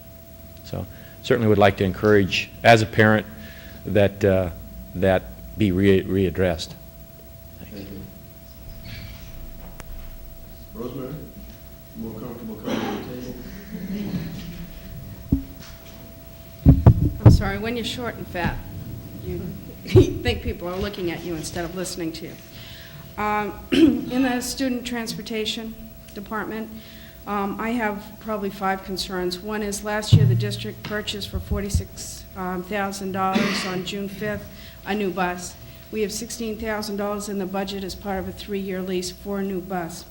Yet in Department 9020 there is a line item for transportation purchased outside of our buses. And in the past, on Boston trips and things like that, I understand if we had rickety buses that we might have to purchase transportation. But I was wondering what we spend $3,500 for purchase transportation. 4510. Excuse me, it's 5,000. That's, let me address the first question, as far as the bus purchase. We did not have in our budget last year an amount set aside to purchase a bus. What happened when the state in January, I believe, we were in desperate need of buses. We've been refused to turned down to buy buses for the last 3 years, or 2 years. We came to the board and after checking with the state, there could be some excess money left because of unspent or whatever budget circumstances other districts had. The state did tell us that if we could come up with the money, the $46,000, we could buy a bus and they would repay us this year, which they're doing. So it's like we spent the money in June, got the bus in November, and that's when the check went out. But it was spent then. This other piece, as far as buying another bus, is a 3-year piece. What we've done this year, we requested 2 more buses from the state, both of them on a 3-year purchase thing. The one that we did get approval for roughly the $48,000 was a handicapped bus. We only have one in the district. If something would happen to that, we're in tough shape. The state did approve that one bus and then approved the second bus. So that probably, I don't know if that answers the first question. Well, my concern is, in the past, I could understand why we would purchase transportation. But now that we have 2 new buses, We got one new bus. And one coming. We, as of March 1st, retired 2 old buses. But that why would couldn't- not pass inspection. She's saying, why couldn't you take those buses on long trips? That's exactly one of my points. Sure, but then at some point during the heavier seasons like athletics and that, we do not have the buses or the drivers to go out of district for trips that go to Boston, things of the sort. The kids have to, the buses leave for athletics at certain times. If you go out of the state or whatever it may be, we don't have the people, the personnel of the buses in town to do that. Plus, this piece addresses that sometimes we have, at times, special needs kids that need to be, we provided taxi service for a kid just this past year from certain locations from his place of work to other places in the surrounding area. This is where that money's coming from. People, we've leased buses from companies going to Boston, which is, quote unquote, insurance's company encourages us to do that because of the insurance laws of the state of Maine. Well, I understand that, but I also understand that our insurance does cover if we do take a, It does, and we do use our buses. But there are needs, or cases sometimes where we don't have the buses or staff to do it. Could we Yeah. pass that on? Could Pardon? we pass the cost of that on to the students that are going on the trip? Or is that what they are, field trip type situation? Not necessarily. Not necessarily. and where it's in here as $5,000, and I have made it real clear, I support the return of the ninth grade boys' sports teams. And this would cover it. We had $7,500 budgeted for that, and we've used zero to date, or as of the 3rd of March. Is it likely, in what you can see in the next 3 months of school, that we will use that? Question was? I think, I would like to just ask if perhaps that could be considered an item that the contingency fund might be able to address. Also, on those ninth grade sports teams, do those boys ride with the varsity and the junior varsity, or do they have an entirely different schedule? Well, I would assume it's a different schedule. They have a different schedule. Thank you. Also, under contract repairs for town and other, again, since we have 2 new buses and we've retired 2 old buses, which I assume maintenance would be higher on, there's an increase request in that account of 30%. And I just thought maybe that might be an area. Well, if you look at where we're at right now, we spent to date, with still 4 months to go or better, $9,000 we've spent of the 11.5. And that's not including the February posting, which we do in March, because that's when we get the bill from the highway. I feel that, looking at the tire account, we get $4,200 in tire account. We do need, and we just overspent that account these past couple of weeks. We want our buses to be safe, very safe, number one. Number two, we still have some old vehicles. And I believe this money's in there because I believe there's 1 or 2 possible transmission jobs that have to be done, so they're quite costly. Okay. And then my last item, under student transportation, again, gasoline purchased in the town. There's a 43% increase in that account. And it's more along the line of my fuel oil comments, but we have a 16% reduction in compensation without any other energy conservation to those buses, except the fact that we have commingled the middle school and the high school on the trips home from school. I don't see that reflected at all in either your projections about a proposed shortfall or in this budget request for $7,500 more. And do those new buses have better fuel efficiency than the 2 that were retired? As far as fuel efficiency, I have to check the child man.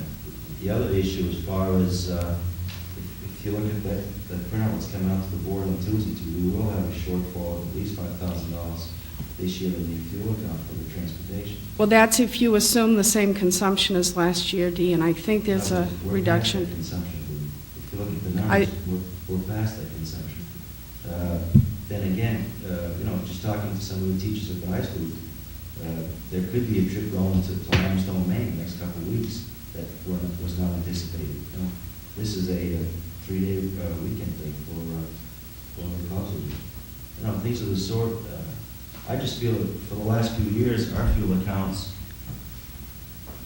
were kept at the same level, if not decreased, and I think it's got to the point where I could probably see 1,002 variants, but as far as going lower than that, I really can't.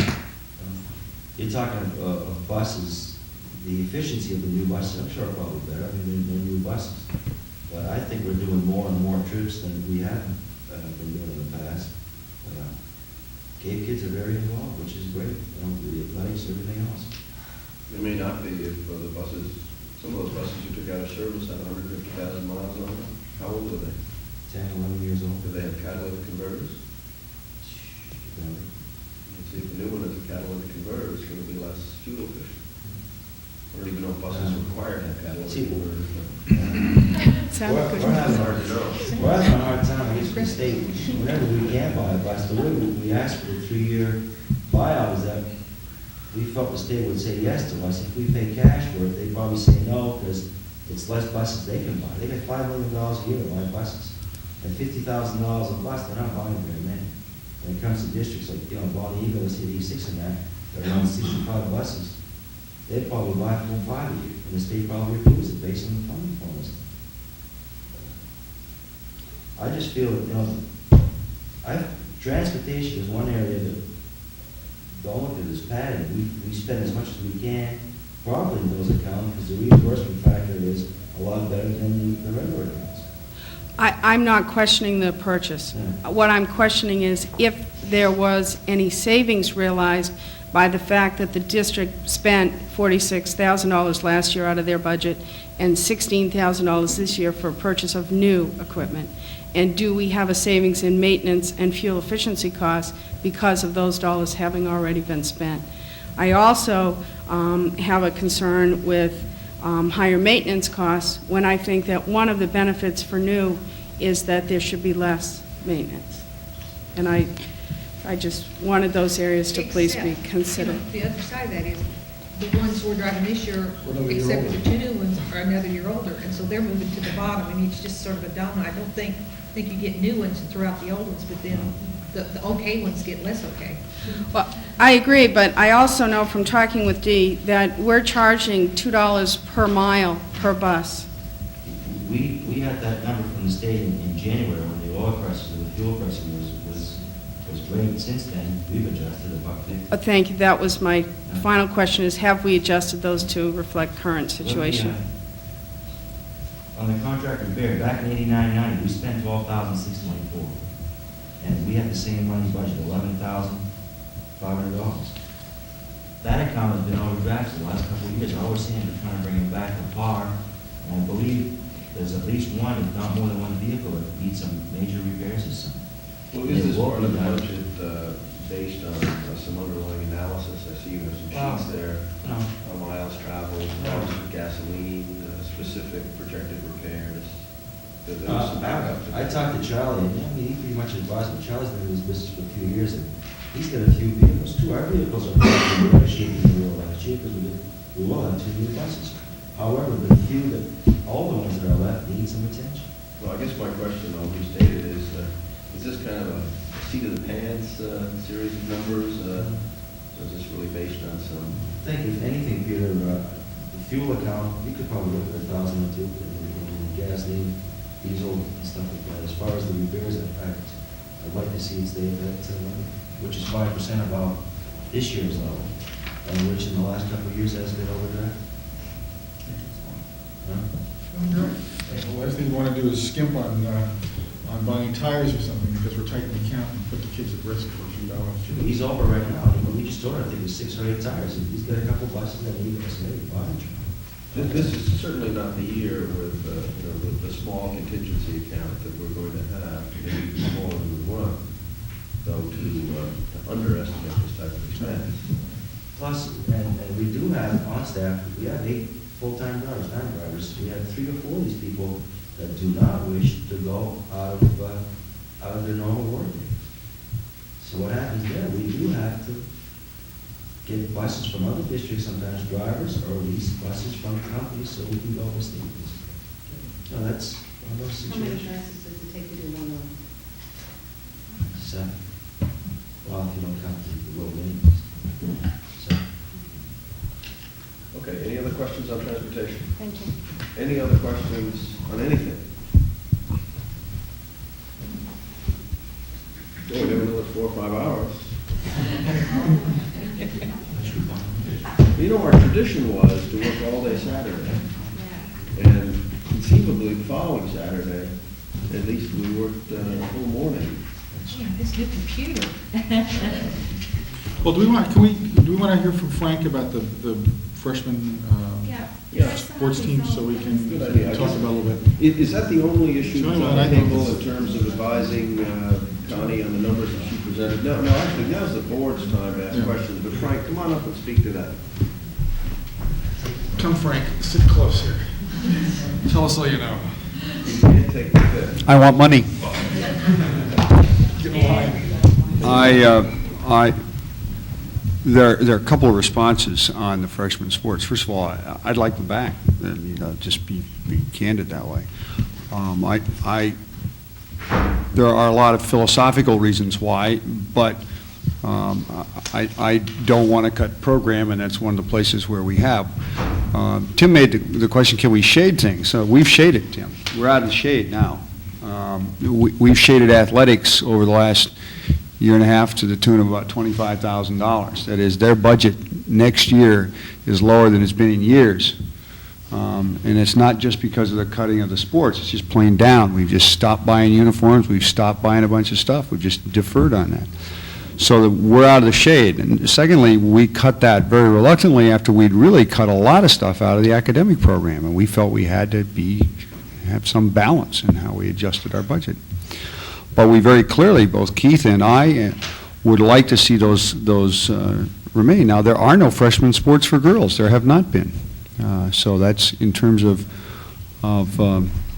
what's available. There is no freshman girls soccer, and this year we had a lot of freshman girls playing soccer. In fact, we had an extra travel team for the JV that was a mixed success. It was very important, I think, to the kids, but we shared it with Portland.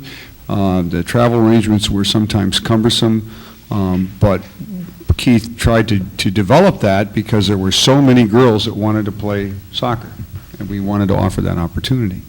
But there's no opportunity for freshman girls to play other freshman girls, is why we give them I didn't realize that until I asked. No, that's right, and so what we do is we incorporate them in the JV. Now, in fact, the impact will not necessarily just be on freshman boys for these cuts in these freshman teams. What's likely to happen is coaches are likely to keep relatively more freshmen on the JV than they have in the past and cut upperclassmen who have not developed or do not look like they are going to develop into the kind of interscholastic athlete that some of the freshmen may. So that the impact will not just be on freshmen, or it will be on students in the 9th, 10th, and 11th grade years, and some seniors. Some seniors are traditionally carried on the JV and, well, mostly in the varsity. They worked really hard in the program, just for a lot of obvious reasons of reaffirming the kids who have stayed with the program for a long time. So, we don't have any, we would like to see the sports back, but we felt we just had to cut some program because that's the only place we could find the money. If the question is, here's $6,000, where do you put it in high school, is that where you put it?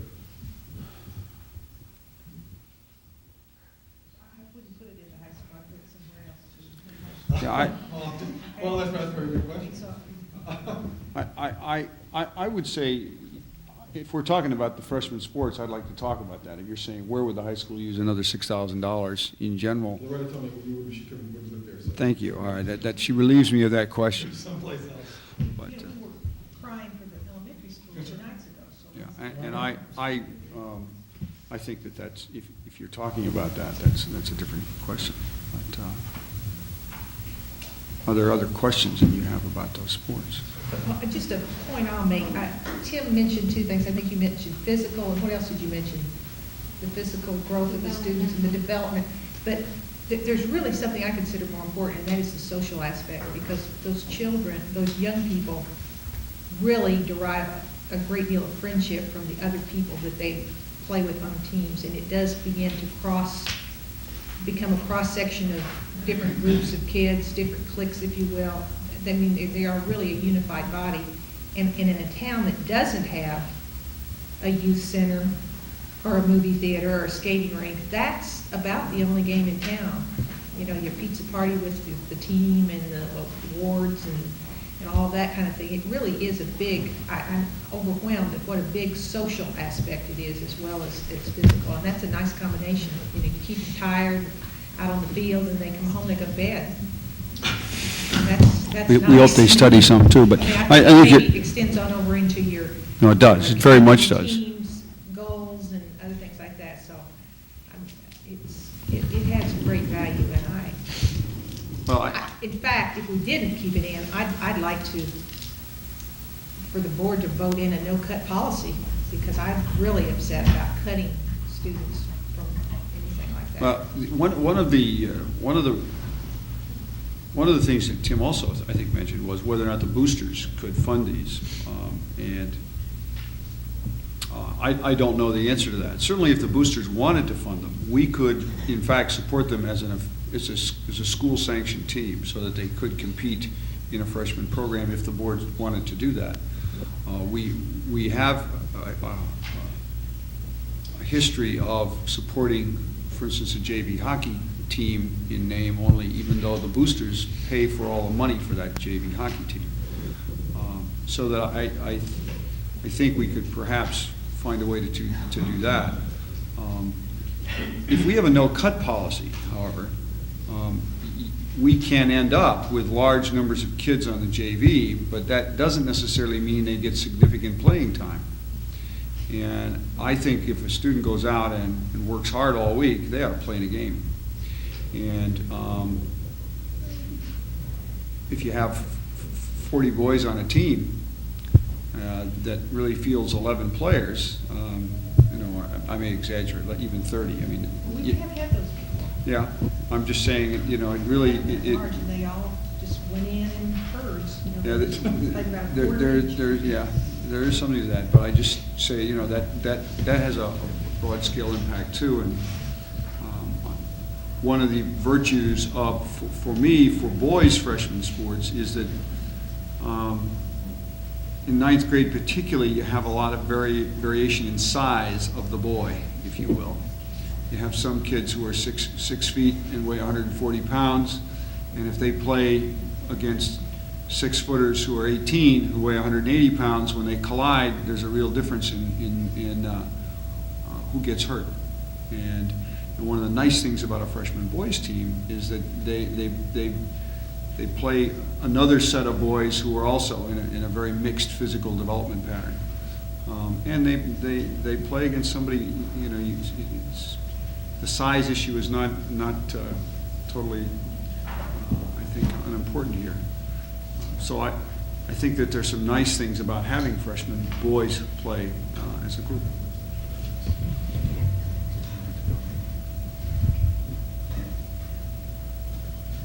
Okay, is that, Peter, can I make one more comment, just a short one? sure. I appreciate Frank's comments because I didn't know whether or not this area had been visited before for cuts, but it sounds like it certainly has. So I think that addresses Jan's comment of earlier. It wasn't that long ago that I can still remember the difficulty that I had as an 8th grader transitioning to a high school environment and going out for freshman athletics, and to have had to make that transition to go out for the junior varsity as a freshman. I think that would have been very, very difficult. I think Frank makes another good point about the physical aspect of these freshmen boys, because I think there's an issue there of liability, even potentially, where we've had to, from a budgetary standpoint, put our freshman boys up against junior varsity or varsity boys that are physically at a much more advanced level. So I think those are a couple important elements that Frank brings up, that it further encourages me to encourage you to revisit that issue. Thank you. Well, I heard Loretta, you were in favor of reinstating that. Well, but I wanted to look into Jan's comment about have said already been trimmed, and I was looking, last year, the supplies and, athletic athletic supplies, $22,313. This year, $7,962. So that's been trimmed. Maybe that was for some big giant. Well, we also readjusted that budget. No, but Some of this that's says in just- equipment, but we did trim it. It's been trimmed Yeah. substantially. And then under athletic officials, that's been decreased by a little over $1,000. So it looks like that they had taken out several $1,000s. It's been kept. It's kind of hard to differentiate because they split those accounts apart this year, but it looks like maybe some of those will come back in then. You need more athletic officials if you have more teams, but. Basically, what he did, I think, is that, he cut down a lot of the supplies. You need more, you need the players, you need the referees, the officials, things of the sort. The basics are in there. A lot of the other stuff, instead of buying a jersey here and there, we can probably put that out, things of the sort. I will say that having had girls and boys both in the high school, okay? I had 2 boys, and then this year I had a freshman girl. And maybe it's just the personalities of my own children, I don't know. But I find that the girls coming in and are more accepted by older girls, and the boys coming in, a freshman boy coming into a high school is sort of on his own.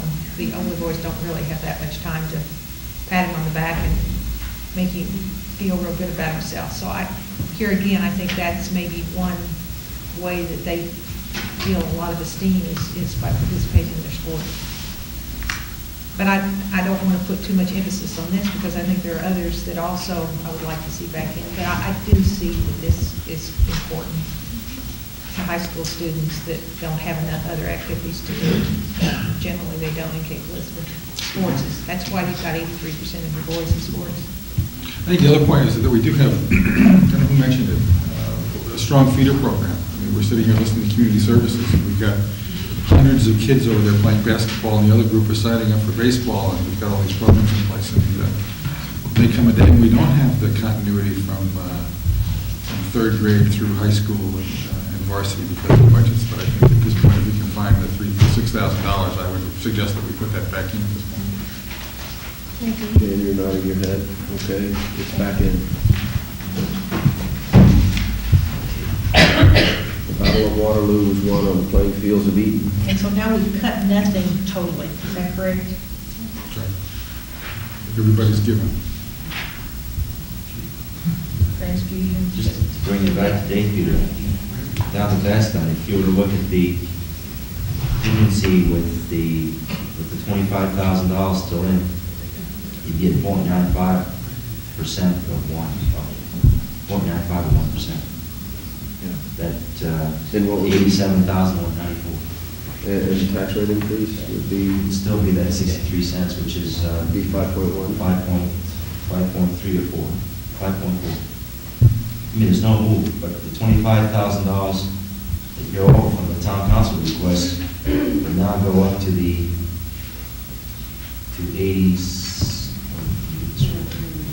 The contingency account will be $87,194, give or take a few dollars, which is equal to 0.951%.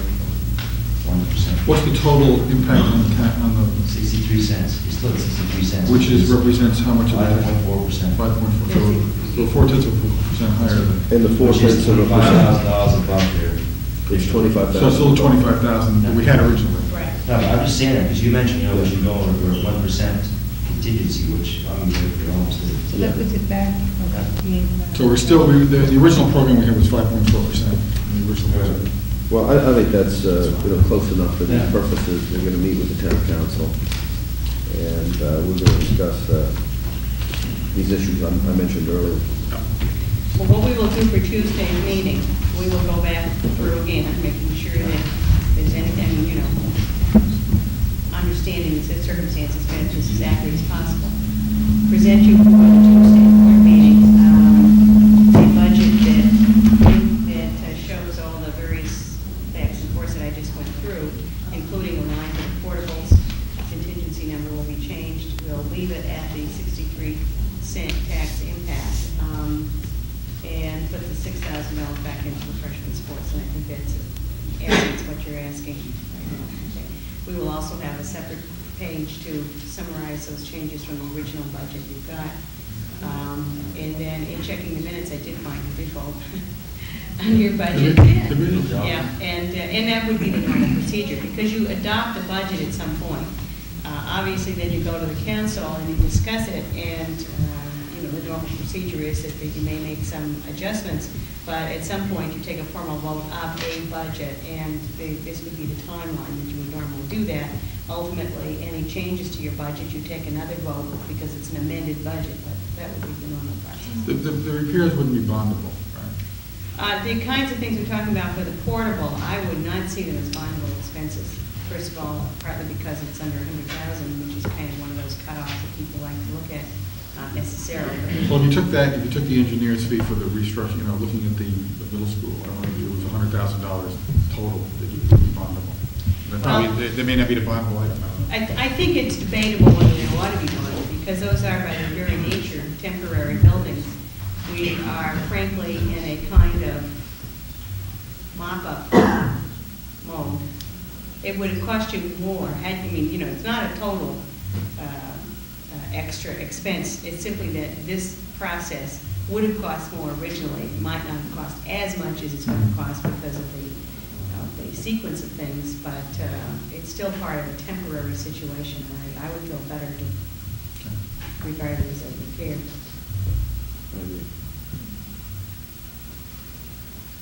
All right. Well, thank you all for your participation. And we'll see you Tuesday night. I know I have.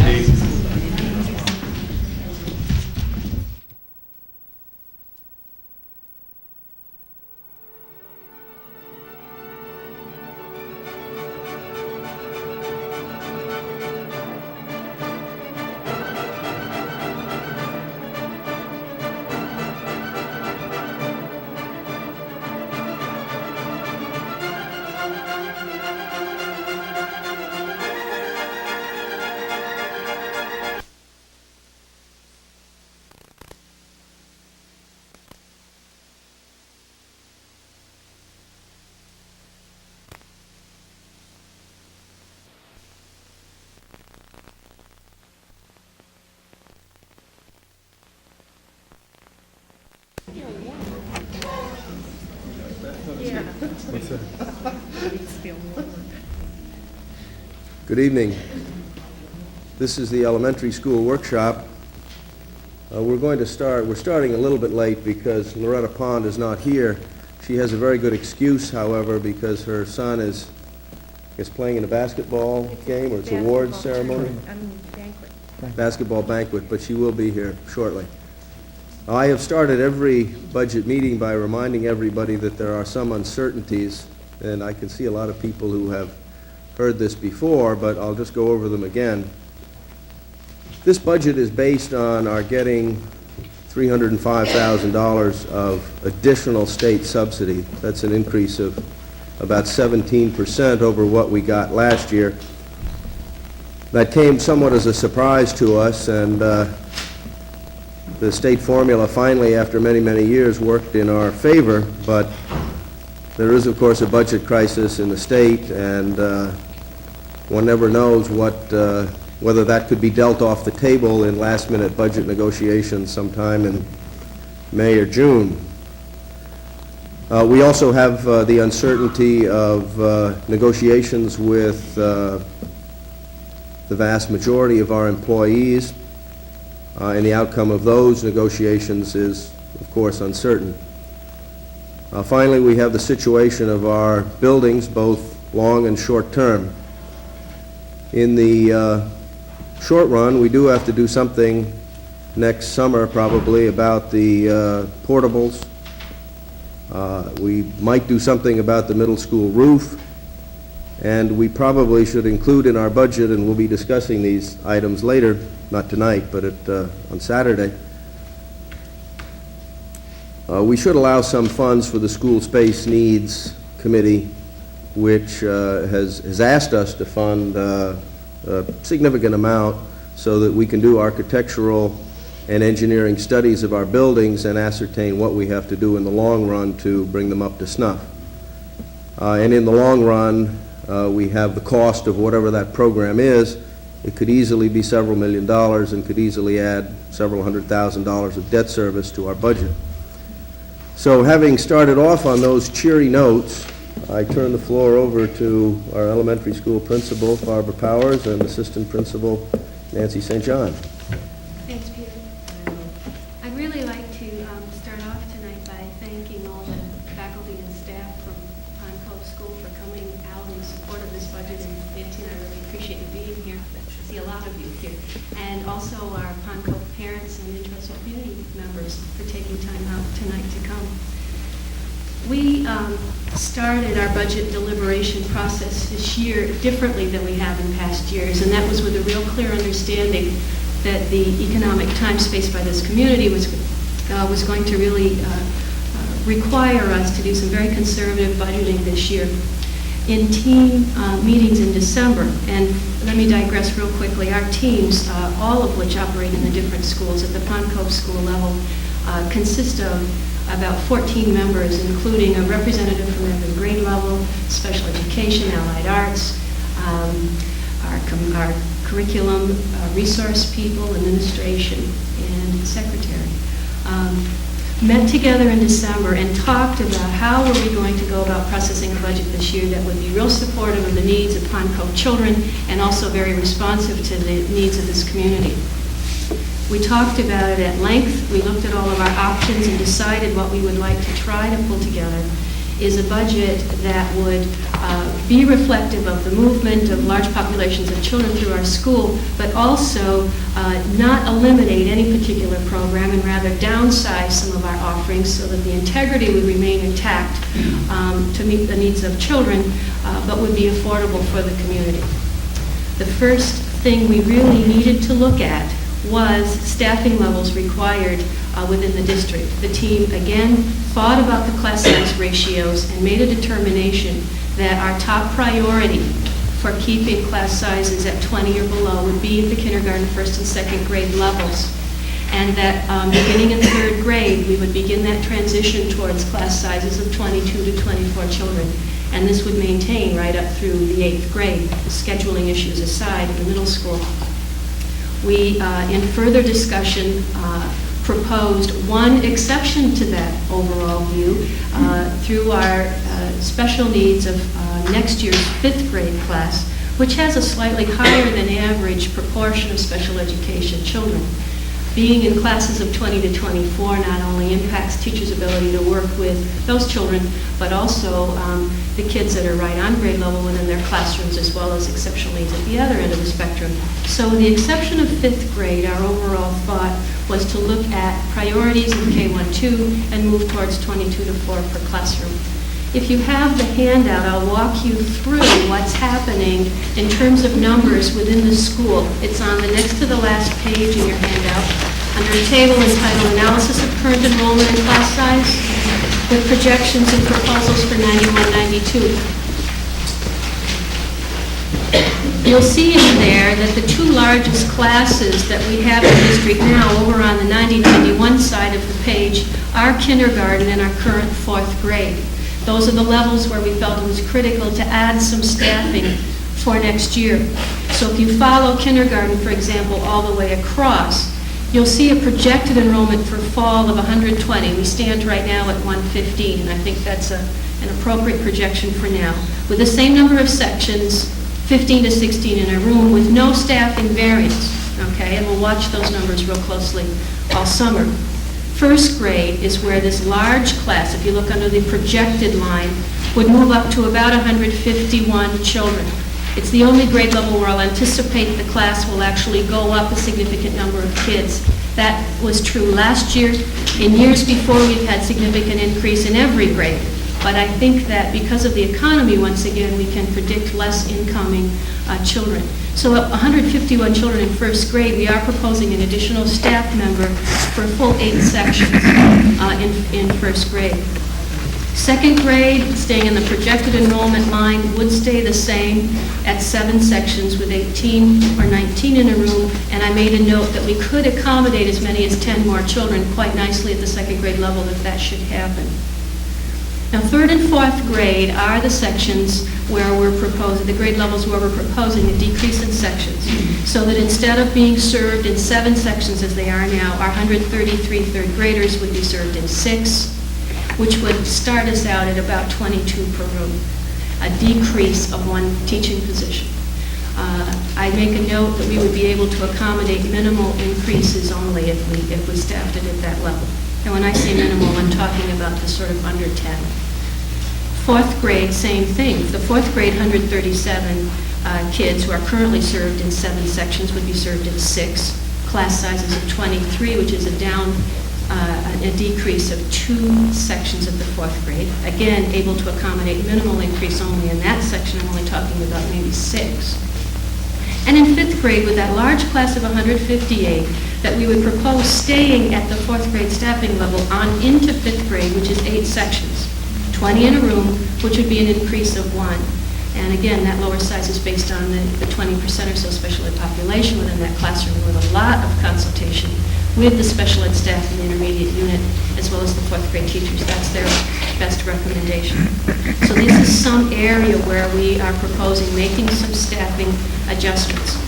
Once we arrived at that understanding within team, and also a lot of discussion about some of the modification that may need to happen in classrooms that are moving from 18 and 19 in a room to 23 or 24 in a room, and I have some of those thoughts if anybody's interested in me sharing them later. We went ahead in team and looked at the other things that we could deal with. We looked at a downsizing, not an elimination, but a downsizing within foreign language instruction and within the integrated arts program. We also looked at every possible decrease we could bring to you in some of the many varied instructional accounts, and I'll kind of list those for you now so you have a sense of what we talked about. First of all, within instruction, we made a significant cut in the money we're asking for summer curriculum work. We have had the pleasure of enjoying substantial support in the area of language arts summer curriculum work for 2 summers, and last year added math as summer supported work. We would propose cutting $27,000 out of that request for this year and really focusing on our math curriculum efforts for this summer. We've just learned of some possible